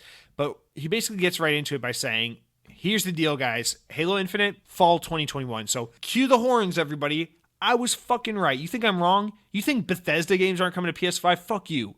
Halo Infinite comes out fall 2021, just like I said, not spring, fall. Told you, they're going to give it a whole extra year. And now, this makes pretty good sense. You need a full year. It looked to me like Halo Infinite was definitely premature, so I don't really think, something as big of an undertaking as like overhauling the graphical and artistic integrity of a game, like overhauling something like that, that's not really something that can be done in like an additional 6 months. So when people were saying, they're going to delay it from like November to March or something like that, I was always kind of skeptical of that, because I'm like, I just don't think people understand like how much time they're really going to take to rework some of this stuff, or how much time they're going to need to take to rework some of this stuff. I think people were really underestimating that. That's why I kept saying fall, not spring. But I'm not happy to be right about this. I want to play Halo Infinite sooner rather than later, but got to rub it in a little bit, because I'm probably going to be wrong about that Bethesda thing, apparently. Anyway, so fall 2021, which means a lot of things, man. First of all, the Xbox Series X and S will be roughly a year old, or probably a year old, when this game finally comes out. I bet the game's coming out October, November. Probably November. It's probably going to come out on the 20th anniversary of Halo Combat Evolved. 2001 was the release of Halo CE. 2021 is the 20-year anniversary, and this game has constantly been, kind of paralleled and compared to the first time you go on a Halo ring in Halo Combat Evolved. So this is, in a way, it's kind of, they always talk about the spiritual reboot. 343, Bonnie Ross likes to say that a lot. So I think it makes a lot of sense to try and line up the launch of this game along with the kind of marketing the marketing push of like the 20th anniversary of Halo, Halo Infinite, the new generation of Halo, all that. In fact, Joseph Staten even leaves a nice little quote in the blog post that I think ties this up nicely. He says, quote, "My first week on the job at 343, I played the entire campaign of Halo Infinite. Twice. I was, in a word, stunned in the best possible way by what the team had done. Infinite is, by far, the most expansive and vertical Halo world ever. Why did the team do this? Because they understand that wonder and freedom are key to the Halo experience. I could feel the classic Halo 30 seconds of fun beating at the heart of Infinite's world, but I had never felt more powerful, more mobile, more in command of a rich set of tactical choices. This was the Halo we imagined back in 2000, finally come to life after 20 years of technical and creative innovation." So that's a really big quote, especially that last sentence. This is the Halo we imagined in 2000, finally come to life after 20 years of technical and creative innovation. This is basically, you wonder, okay, how much of that is PR talk and how much of that is like straight from the heart? Sure, if you want to be cynical about it. But the reality of it is, that is kind of what they're going for. They're going for, people always remember, I feel like Halo gets a lot of Zelda kind of reference or talk in regards to its first entry, where like people always talk about like the Breath of the Wild to Zelda, The Legend of Zelda 1 kind of thing, where people are like, the first Zelda game is an open world game where you can tackle the dungeons and the quests in any order you want. And they're not wrong. That's kind of what the first Zelda game is. And so when people kind of make the comparison that Breath of the Wild really spiritually is like a like a future or a next generation interpretation of what the very original Zelda was always all about, it does make sense. It is a pretty apt comparison, especially when you think about how linear Zelda became, especially in its later years with some 3D games where it's like, you got to do this dungeon before you can do this dungeon, before you can do that. And so I see a similar thing with Halo here, where it's like Halo 1, I mean, I think it's kind of a stretch personally because it is mostly linear level-based game. But, people always talk about the second level, the Halo, when you first arrive on Installation 04, and the kind of whole, level 2 of Halo Combat Evolved is an open world game. There's a massive sandbox to explore. There's different routes you can take. There's massive open battlefields, all this stuff. At the time in 2001, it felt like a massive open world game, at least for that time. So it's a little bit more of a stretch in my opinion, because really Halo 1, while it has massive, battles and massive areas to fight and shit, it's still a pretty linear first-person shooter.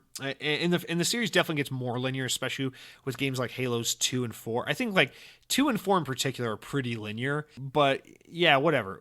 I'll give you that. Halo 1 kind of has an open world thing to it.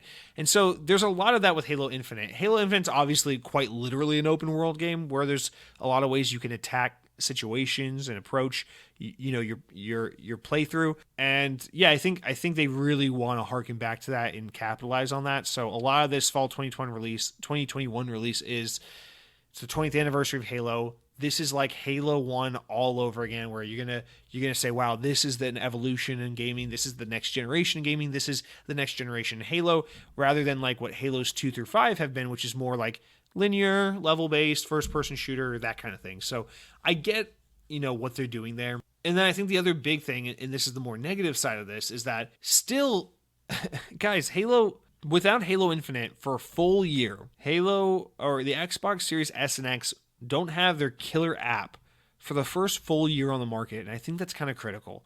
So, I mean, I know there's a bunch of games, a bunch of third-party games, a bunch of smaller console exclusives and things like that coming to Xbox, between now and Halo Infinite, but let's not lie about it here. Xbox Series X needs its Breath of the Wild. It needs its Spider-Man Miles Morales. It needs its killer app. It needs its this is why you buy this console. And it's going to have to go a full year without that. And I think that's going to be pretty detrimental to that early optical brand building of Xbox Series X versus PS5. I think so.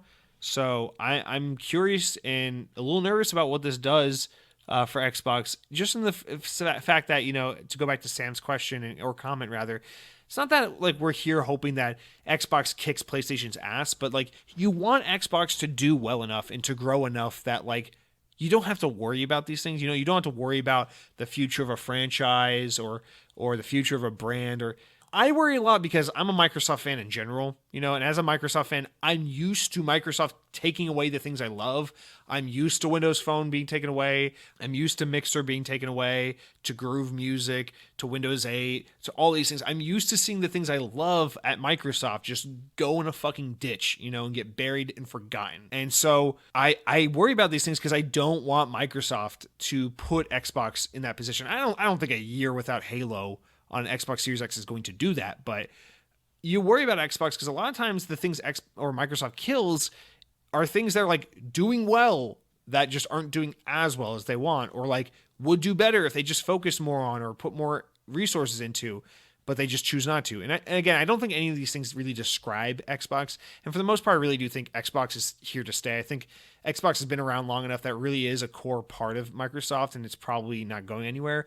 But I don't know, these things just kind of worry me because I want to see Xbox be steadily increasing in success, for the simple fact that I just want people like Satya Nadella to back the fuck off Xbox and just let it do its thing. And to his credit, that's mostly what he's done.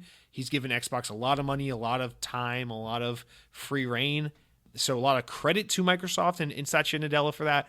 But again, it's I love Microsoft, and I just seen them break my heart so many times and take things away from me that the only things I have left in this world to cling on to are Xbox and Surface.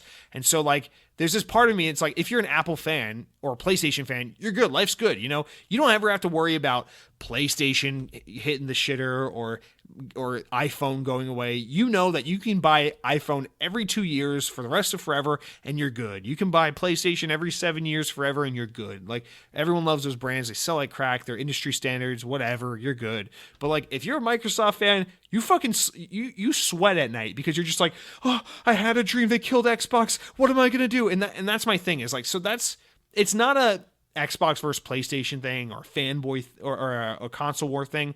For me, my need for Xbox stuff or Microsoft stuff to succeed comes from my trauma and my hurts and my pain of being an overall Microsoft fan, of just seeing things I love get taken away. So I want Halo to excel because I love Halo dearly, and I just want to have Halo forever. I just, new Halo book, new Halo game, new Halo TV show, keep it coming. Just, I love it all. Just keep giving it to me. But I worry about Halo bombing one day and then Microsoft being like, okay, time to put Halo in the vault, because it scares me, because I'm like, no, I still miss Windows Phone. I'm still not over Windows 8.1. And I just don't want to see Halo or Surface or something like that become part of that Microsoft graveyard. So that's I only have that tangent because I really want to explain, like, I'm not here trying to say like we need Xbox to beat PlayStation because our team's better. I say it because like I just want Xbox to be healthy enough and perform well enough that we don't have to worry. And again, Xbox makes tons and tons of fucking money. It's fine. Microsoft is pretty happy with Xbox. I just, it seemed like all the pieces to the puzzle were there at the beginning. Like, Xbox Series X was going to smash expectations, and Halo Infinite was going to come out the gate, rolling, and they're going to have this sexy, steady stream of like exclusive game. And now that we're looking at like Series X is out and the well's kind of dry for a little while, it's like, okay, guys, we can't do the Xbox One thing again. Like, where are the games? Like, we know there are games. We've seen them. We've seen the trailers. We have the announcements. We have the dates. Great. But like, we need the fucking games, guys. Psychonauts 2 isn't going to carry the weight of the Xbox Series X. Like, what are we doing here? So anyway, let's get back to the Halo story, guys. So fall 2021, I worry about what that means for Xbox and its success. Obviously, it's not going to be entirely detrimental, but it is a big blow. But it is exciting to see that, with this extra time, they're really going to polish and make the game full-fledged. And they showed these new screenshots, guys. They showed the multiplayer screenshots, and I got to be honest, everything looks fucking phenomenal. That multiplayer map they showed a screenshot of, it looks like a perfect crossbreed of Halo 3 and Halo Reach. The map looks phenomenal. The graphics look amazing. The visual style looks amazing. This is a better look at what they're working on in terms of improving shit, and I think the game looks great. They showed those models of multiplayer Spartans, and they look phenomenal. Again, it looks like Halo 3 meets Halo Reach. It's like they're fucking nailing the art style. They're nailing the graphics. They're nailing the visual appeal in every way. It looks phenomenal, and people are going nuts online. Everyone's super happy about it. So it's really nice for once to see people just being excited about Halo and optimistic about Halo. So this is all good shit. And then the last thing is they talked about the customization. Obviously, there's been some backlash and shit right now about them basically saying, yeah, I mean, Halo Infinite multiplayer is going to be free to play. You can download the multiplayer separate from the game and just play the multiplayer for free. And we're going to have, customization and skins and stuff that you can unlock naturally, but we're also going to have paid skins and customization features as well. Purely cosmetic, but paid stuff. And someone like me, who's a rational human being that doesn't just get up in arms over video games, goes, yeah, that's totally fine to me. I might throw them a couple bucks here and there because I love Halo and I want to support it. And also, for the most part, I don't give a shit. I'll be totally fine with the majority of the things I unlock organically. But, the internet being the internet, people had to get all up in arms. So I think this is really stupid. It's much to do about nothing. Everyone's like, oh, well, customization's always been free in Halo. It's like, no. In Halo, the customization's always been like, okay, you can pick 2 colors. Your primary color is a green Spartan with like a fucking red tint to it. It's like, that's not skins. That's just like the general color of the Spartan armor, okay? Like, don't get all up in arms about this. They're talking about like nitty gritty shit, like accessories and in coloring each individual part of every piece of armor, and the kind of really detailed shit we see in games nowadays. So the customization is going to be like Halo Reach times 10, and it's going to be really detailed, and there's going to be tons and tons of free stuff you can unlock organically. So it's not like they're taking stuff we've always had access to and putting it behind a paywall. They're evolving something we've always had, giving you still tons and tons of free shit, and then putting some of the more premium new stuff behind a paywall, purely cosmetic, doesn't affect gameplay, and only there for people who really want it. So it's like, I don't see the problem with it. I think people are fucking stupid for bitching about skins and stuff like that. It's one thing if we're going to complain about loot boxes, but like paid skins that have no effect, it's purely cosmetic. It's like, just fuck off. Things got to make money somehow, okay? The hundreds of employees that work at 343 don't get paid because you downloaded Halo Infinite for free and played the game for free, okay? So fuck off and just throw a couple dollars sometimes, or let other people do that without getting up in arms, you fuck boy. But yeah, Halo Infinite looks great. I'm super reinvigorated just off a couple screenshots and some news. But yeah, it's a long fucking wait. This is the most anxious and excited I've been about a game in a very, very long time. And knowing that we're another year away is making me like, just like, oh my God. Like, that feeling where you're anticipating something so much. You're like, what can I do to keep myself busy so I don't think about this thing? Like, if you're like really looking forward to like, I don't know, you remember like being a kid and you're like, oh, I'm really looking forward to this play date with my friend, or I'm really looking forward to like the release of this video game console, or like going to the movies this weekend with my family because I hate going to school. Like, you look forward to those things where it's like, I'm living for this moment right now. You like, especially when you're a kid, you have a lot of those moments. Like, that's how I feel about Halo Infinite right now, where it's like, there's life, and then there's the impending, the imminent release of Halo Infinite. And it's like, all I give a shit about is surviving to launch day. I just need to play Halo Infinite. So, and with that, the last final piece of news from that story, they announced, yes, there will be a multiplayer test flight that's happening in the future. So that's back on the table. So it looks like we will be playing the multiplayer before the game comes out. Just, we don't know when, maybe spring, maybe summer. I'm guessing it's more of a summer thing, but who fucking knows? Nonetheless, I'm excited that that's happening. And yeah, that's it for Halo. So super exciting and interesting news in the world of Halo. Next, we'll move through the stories a little faster. I just really wanted to dwell on that one because you know how I love Halo. But next, from the Xbox Wire, it looks like, well, this is going to sound a little PR-y because, Xbox, it's their own website. But the story reads, as we look at how we define success at the start of a new generation for gaming, we can think of none better than more and more players connecting to their friends and discovering games they love. Over 1.6 million seamless upgrades delivered to the Xbox Series X and S owners with smart delivery. Over 40% of you have, and some of this is cut up, so it might sound a little disjointed. Over 40% of you joining Xbox for the first time are playing the Xbox Series S. One of the fastest selling Xbox Series SX markets out of 40 plus launch regions, Europe saw record sellouts in a matter of hours across UK, France, and Germany. During November, Xbox Game Pass members played more of their favorites, including Destiny 2 Beyond Light, Rainbow Six, Tetris Effect, Jedi Fallen Order, with EA Play and Game Pass Ultimate. So what's next? Cloud gaming with Game Pass Ultimate coming to iOS and PC in 2021. Expanding Xbox to new players essential to our ambition of helping games and developers find easy paths to the world's 3 billion gamers. We are doing this by embracing multiple devices and providing a consistent Xbox experience wherever you log in, whether that's on Series X, PC, Xbox One, Android, or starting in the spring, Windows PC and iOS devices.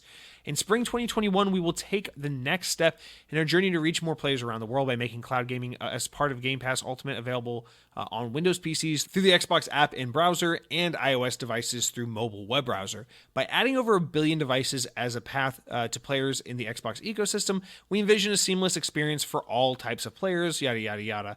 Whatever screen you choose, we want to make it feel easy to continue your game and connect with friends. Finally, we're bringing Game Pass Ultimate to new markets, including Australia, Brazil, Japan, and Mexico, where we recently began our limited Project xCloud preview program.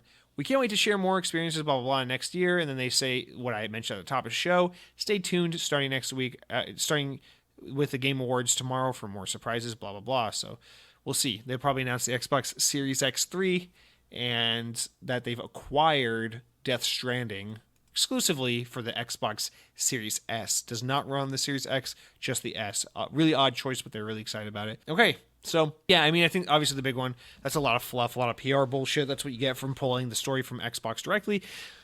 But yeah, Game Pass, as Phil Spencer hinted at, as I think Count Scotula hinted at, and some others in the audience, this is how they're going to get around the whole Apple being shitheads and making the App Store a complete fucking mess and a shitty place to be for everyone but Apple, is you can still do Game Pass on your iPhone. You just got to do it through Safari or a web browser app on your phone. And that's totally fine. I mean, it's awesome that they're finding a way to bring it to iOS despite Apple being just total shitheads about everything.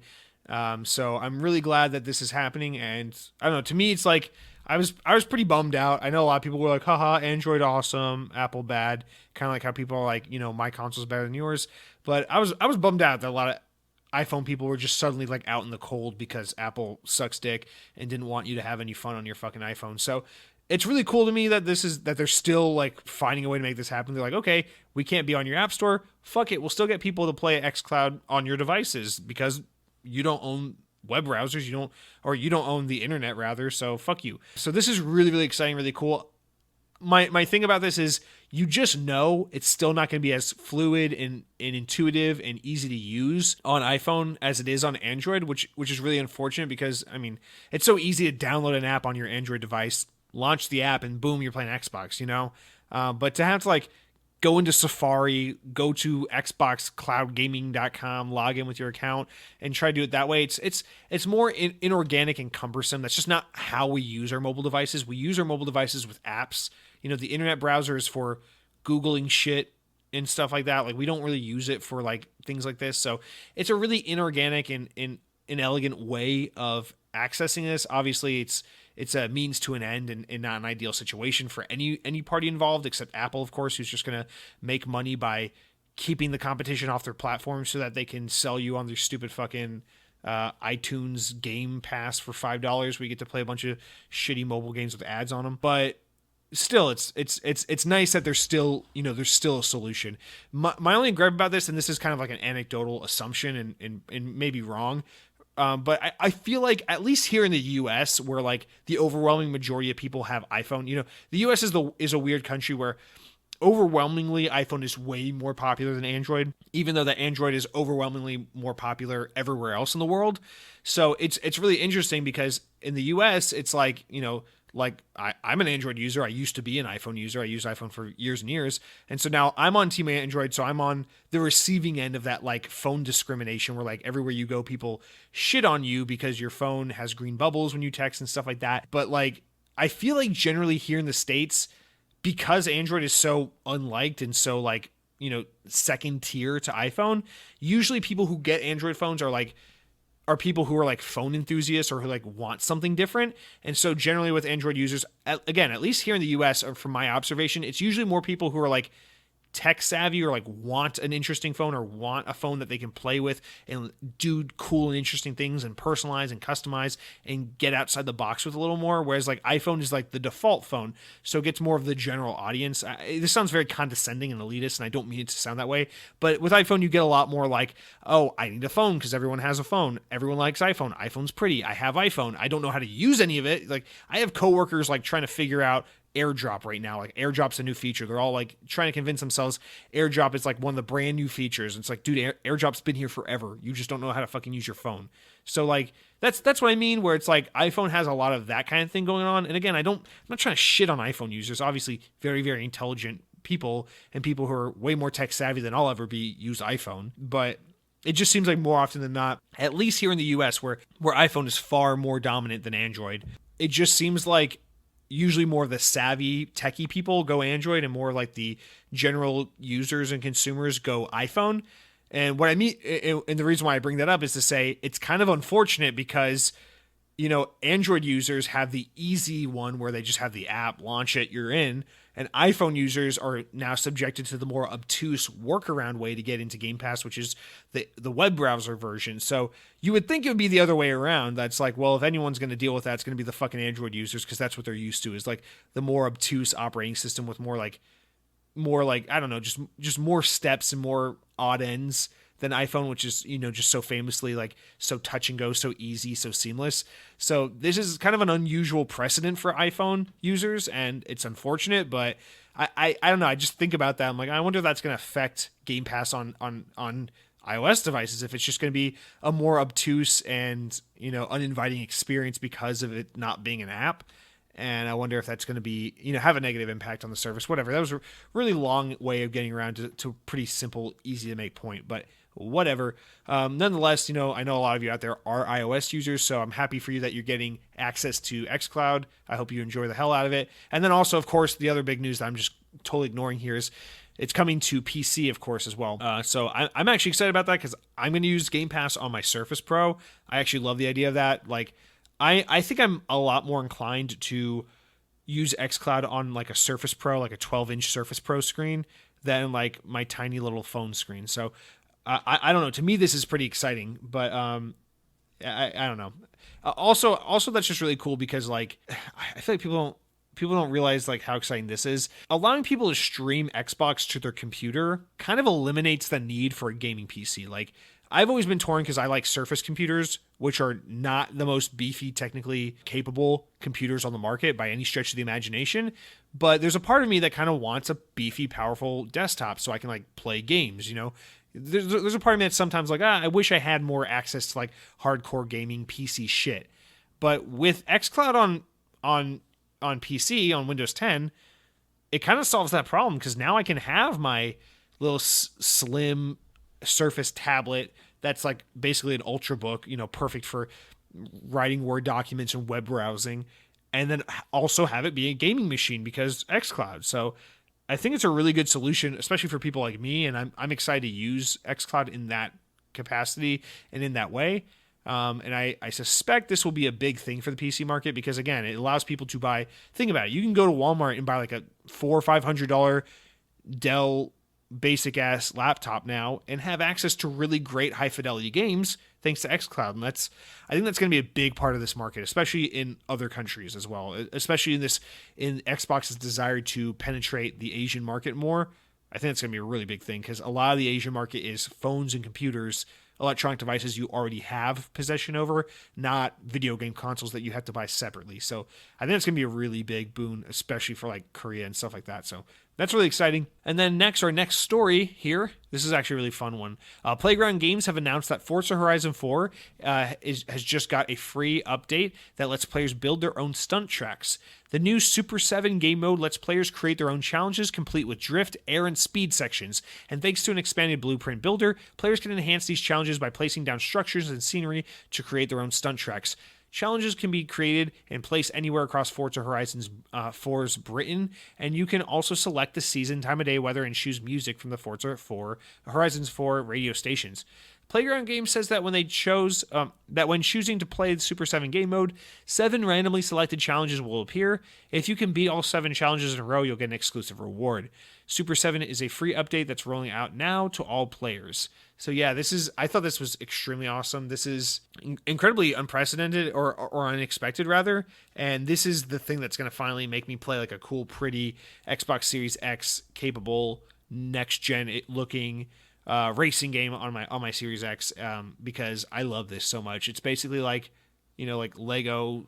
It's like their Lego expansion DLC and their Hot Wheels expansion DLC tied into one. It's like, wow, you get to build shit like Lego and you get to do cool stunt tracks and shit like Hot Wheels. So I'm very excited to jump into this actually. I mean, not much to say to it, but this is a really cool content drop that I think also just kind of makes Forza a more accessible game, or Forza Horizon a more accessible game to even more casual kind of racing fans, because it's going to be fun to just build crazy ramps and jumps and shit and be like, okay, let's see if this 2012 Dodge Dart can make this 1,400 foot jump over 17 school buses like goddamn Evel Knievel. Here's hoping, fingers crossed.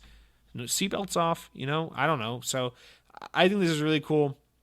This is just more in line with like kind of what Xbox's like short-term plan is, because they don't have like Halo Infinites and stuff. It's like all this DLC, new story content and shit we're getting for all these games, Gears 5, Forza Horizon 4, they're all getting these big Series X patches and all this new content to kind of reinvigorate these games that are only like a year or two old anyway. So it's not ideal, it's no Halo Infinite, it's no Fable, but it's no Avowed, but it's much better than, nothing at all. So I'm pretty happy with it, especially because I realize more and more as we look at games as platforms and less as like one and done experiences, I'm kind of totally fine playing the same shit I've always been playing. Like last night I played Master Chief Collection for like an hour or two, and it was fucking awesome. I loved it. I don't know. It's like I played more Halo, and all I ever fucking do is play Halo, and I was totally content with that. So I don't know. It kind of seems like it's a lot more acceptable to do that now than it would have been like 15 years ago. So whatever. Oh yeah, I missed that on what I've been playing. I just talked about Yakuza, but yeah, I've also been playing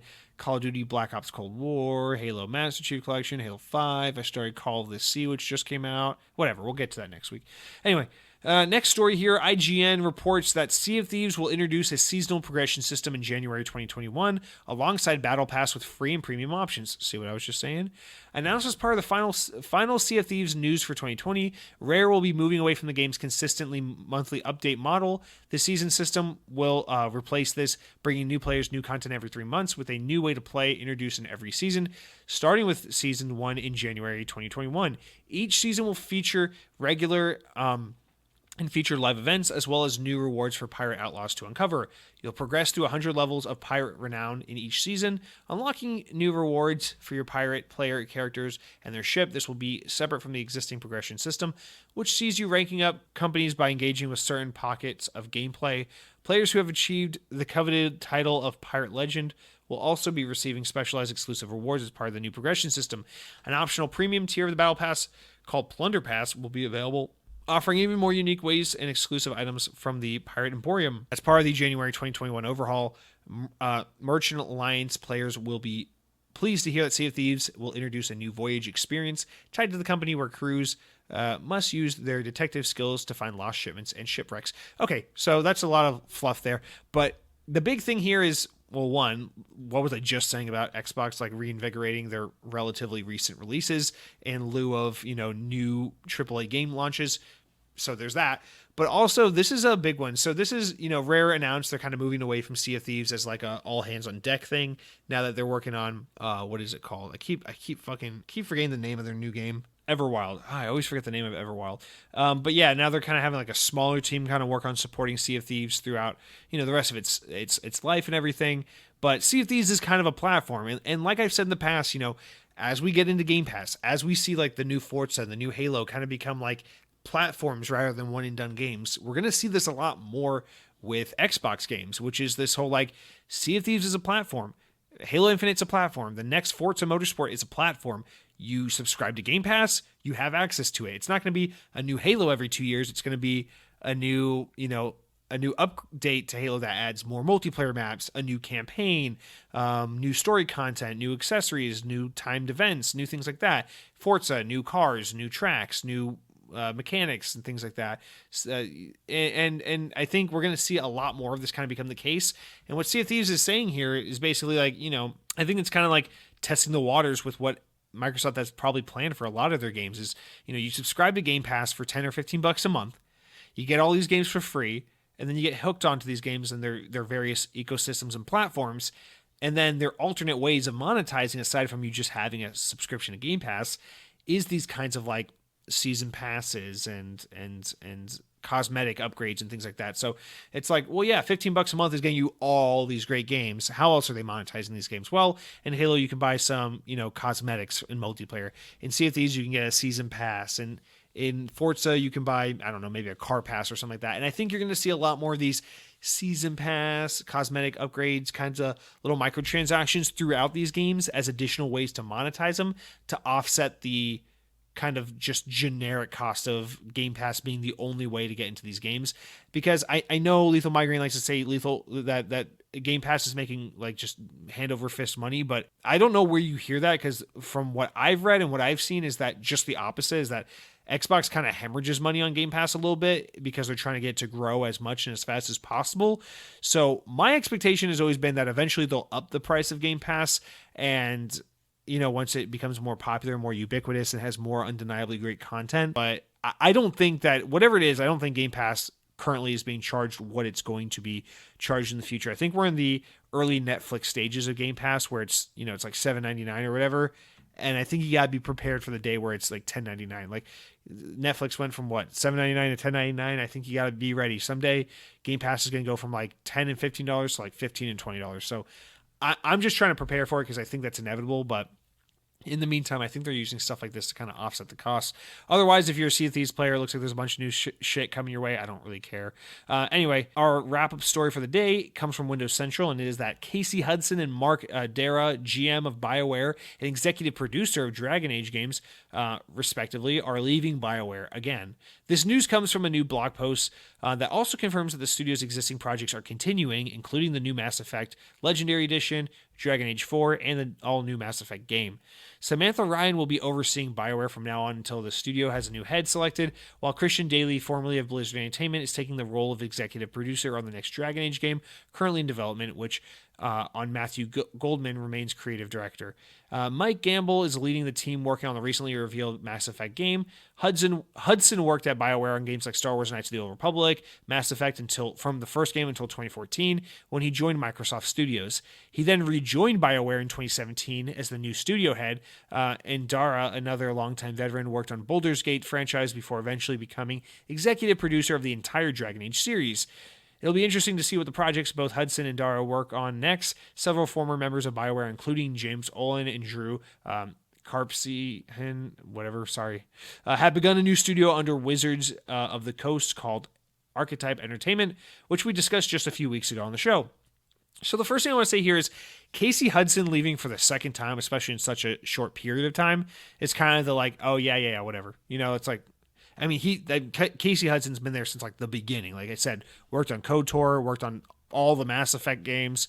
So that's a big loss, but he's left and come back before. So it's not utterly surprising that he's gone, you know, in all this recent leaving. But Mark Dara leaving, that's kind of a bigger one, because it's like Casey Hudson's like the Mass Effect guy, but Mark Dara is like the Dragon Age guy. So now it's like both the two pillar franchises of BioWare have lost like their original visionaries now. And it's just, I don't know, to me, it's like the first thing that pops into my mind after I see this is the other week when they announced the Mass Effect trilogy, and they're like, oh yeah, by the way, we're working on an all new Mass Effect game that's being led by a team of veterans, of BioWare veterans. I'm like, you talk about that, but all these BioWare veterans are leaving left and right, starting new studios, joining new companies. So it's like, who are these veterans? I mean, obviously, you know, hundreds of people work on these games, but like they're losing some key talent left and right here.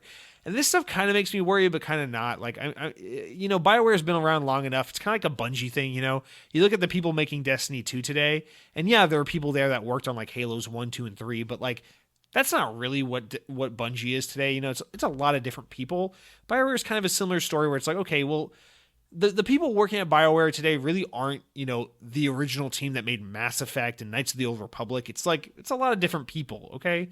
So it's not totally fair to say like, oh, Casey Hudson and Mike Dara are gone. Okay, Dragon Age and Mass Effect are fucked. Like, that's not really the case. But it is a little concerning where it's like, BioWare's just been in a tricky situation for a while. EA's slew of studios have just been kind of fucking up a lot lately and struggling a lot lately, with the exception of Respawn, you know, and studios have been getting shut down and shit, and BioWare's kind of been in the shit for a while. We got Mass Effect Andromeda, which didn't do well at all. We've got Anthem, which is like this, you know, I know a lot of you guys like it, but like, honestly, just this is just factually correct. It was this game that was made to compete with Destiny, but it wasn't allowed to be like Destiny, and it ended up just having a lot of hollowness and not being fully fleshed out and not being fully satisfying to fans. And, you know, like, I finally played Anthem. I'll be honest, like, it looks and feels really good. Like, it's fun gameplay, but like, the game's also a little hollow and missing stuff and just doesn't have legs. That's why we saw it came and went and didn't stay like Destiny. It didn't stay like The Division. So it just seems like BioWare's in this situation now where it's like they haven't had a success in a while. They're losing a lot of key talent. Dragon Age 4 has been in development for fucking ever. You know, like, the last Dragon Age game was Dragon Age Inquisition. It came out in 2014. I remember buying it thinking, this is the Dragon Age game I'm finally going to get into, and then being like, nah, don't like it. But like, guys, it's been like 6 years since the last Dragon Age. They keep talking about this Dragon Age game, but they don't even have gameplay or a screenshot to share with us. But now they're also working on a new Mass Effect, but they're also working on overhauling Anthem. It's like, what is happening here at BioWare? It's like just a lot of red flags everywhere. Like, you want to talk about being concerned about 343 and Halo Infinite? Like, fuck that. Like, if you're going to be concerned about anyone in the video games industry, look at BioWare. They're making some odd moves over there. There's some shit happening over at that studio, and I don't know. whatever. Like, I'm not entirely a huge BioWare fan. Like, I have a lot of respect for them as a developer. I think Microsoft should have bought them right after the launch of Mass Effect 1. They were foolish not to. They would have been a great get for Microsoft and Team Xbox. And I respect the stuff they make. I want to love Mass Effect. It's a franchise I really want to get into. But, like, I don't know, man. Like, this studio is becoming less and less renowned and desirable as time goes on. They are just making tons of mistakes here. So, I don't know. This is, as usual, one of those only time will tell stories. But, you know, good luck to all these veterans leaving and going on to do new endeavors. I wish you all the best. But, like, man, to those staying at BioWare, what the fuck's going on, man? Like, at this next E3, this next EA play that they do, presumably in June, whatever, they've got to have a gameplay demo and a trailer and a release date for Dragon Age 4. They just got to have it. Like, what is happening here, you know? Like, the Mass Effect trilogy is likely going to be the biggest release they have in the next, I mean, once it comes out in a few months, is going to be like the biggest release they have in the past like decade. So like something's got to happen here, man. Like, I don't know. It's starting to get concerning. So wishing the best to those who left, but also hoping that the studio keeps it together and can pull out of this Middle Ages that they seem to be in, this dark age that they seem to be in. But that's going to do it for all of our big stories, guys. Let's jump into the important enough news, stories important enough to make the podcast, but not important enough to warrant their own discussion, of which we've got a small handful. We've got back in October, the Coalition revealed a story DLC pack that was coming to Gears 5 sometime in December. Now we've got a release date for Gears 5 Hivebusters. The expansion adds a 3-hour story campaign that sees Scorpio Squad traversing the volcanic Galangi Islands. Oh my god. Gears 5 Hivebusters is set to release on December 15th, 2020. Can't wait. That's next week. I can't wait to play it. That's the thing I'm most looking forward to right now in gaming. That's going to be fun. Next, Prince of Persia: The Sands of Time remake has been delayed. A tweet from the official Ubisoft UK Twitter account announced the remake, which was originally revealed in September for an early January 2021 release, or a January 21st, 2021 release. They have announced that the new release date will be March 18th, 2021. Next, State of Decay 2's latest update is now out, and it brings with it a bunch of optimizations for Series X and Series S, including lighting, quick load times, improved world and shadow details, and a responsive 60 FPS presentation and up to 4K resolution. I thought that was already out, whatever. Next, The Division 2 won't be getting a full Xbox Series X optimized upgrade, but a patch of delivered midway through Season 4, currently slated for February 2021, will add support for 60 FPS play on the new consoles and up to 4K on Series X. Next, Halo developer 343 have announced revealed a new project, Halo Point of Light, a new novel written by Kelly Gay. The book is a sequel to Gay's previous Halo novel, Halo Smoke and Shadows, and Halo Renegades, and will continue the story of Rion Forge and her companions. Notably, the story is set during August of 2558, which is 1 month prior to the events of Halo 5 Guardians. Because of this, it's unclear whether or not the novel will have any ties to Halo Infinite, which looks to take place at a significant amount of time, after Halo 5. Ultimately, we'll have to wait and see. Halo Point of Light officially releases on March 2nd, 2021, and can be pre-ordered now for only $17. That one's interesting. Those are her Halo books. Kelly Gay's Halo books are more of like the kind of like more teen-focused Halo books. I haven't read them, but I've heard, especially Halo Renegades, I've heard it's really good. It's on the list. There's just so many Halo books, man. Like, they just came out with Shadow of Reach like 2 months ago, and now we've got one coming out in March. So I'm still working on Shadow of Reach. I'm like halfway through it, but it's good. It's good shit. And then finally, climbing a mountain has been. This is Minecraft. This is off the Minecraft blog. Let's traverse some of this PR bullshit. The Minecraft Dungeons Howling Peaks DLC is now coming out. It should be releasing by the time of this podcast coming out, and with it comes, you know, all the new content, the new missions, the new loot, and all that good stuff. And you can go ahead and get that on Xbox or PC or even PS4 and Switch, because Minecraft, much like Bethesda games, is available on all platforms. All right, that's going to do it for all of our news this week, guys. We'll wrap up the podcast now. This is a really long one, so let's wrap it up with our new game releases of the week, of which there are 12. So from the Xbox Wire, going off real quick because I can't be up all night editing. Call of the Sea comes out December 8th. It's Series X. It's Game Pass. It's smart delivery. I started playing it. I don't have much to say about it yet, but it is a game that takes place in the jungle, and you play as some like British. You play as like some chick from San Francisco, but for some reason she has a British accent. which is weird. Next, Monster Sanctuary comes out December 8th. This is like Farmville meets whatever that game is that people like, that I always forget the name of. Concerned Ape made it, whatever it's called. Monument, Stardew Valley. There you go. Puyo Puyo Tetris 2 comes out December 8th. It is a smart delivery game. If you want to play this game, I'm going to recommend you actually just play. I mean, I like Puyo Puyo, but no offense, but like, come on, play Tetris Effect. Autumn's Journey comes out December 9th. It is some anime weeby shit, but at least the girls are wearing full outfits, so it's not objectifying them in their pink anime hair. Next, we got Do Not Feed the Monkeys coming out December 9th. This is one of those games where you gotta like monitor the computer and simulate shit, but somehow it's about feeding monkeys, so I'm gonna have to dig in and report back on that one. AI comes out December 9th. It's Xbox One X enhanced, and it's a space twin stick. It's a space arcade side-scrolling shooter, which looks pretty good. Unto the Dead comes out December 9th. It's one of those games that looks all artsy and indie. And then Cyberpunk 2077 comes out December 10th. Xbox One X enhanced and smart delivery. This is that shit. Cyberpunk is that shit, guys. You know what Cyberpunk's about. It's about the future where the COVID vaccine goes horribly wrong and starts infecting people, so we have to start chopping off our limbs and replacing them with robot parts. But much like every time we get to the future, it's nothing like what Hollywood told us it'd be like. It's really boring. It's really lame. It's really pathetic. It's really underwhelming.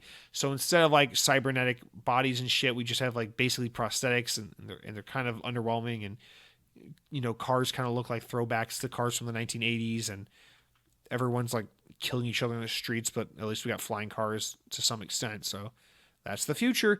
And then Killer Chambers comes out. It's like speaking of Zelda, this is like Zelda, but you play as a man in a top hat, and there's a ghost in the corner that it looks like he's not there to attack you.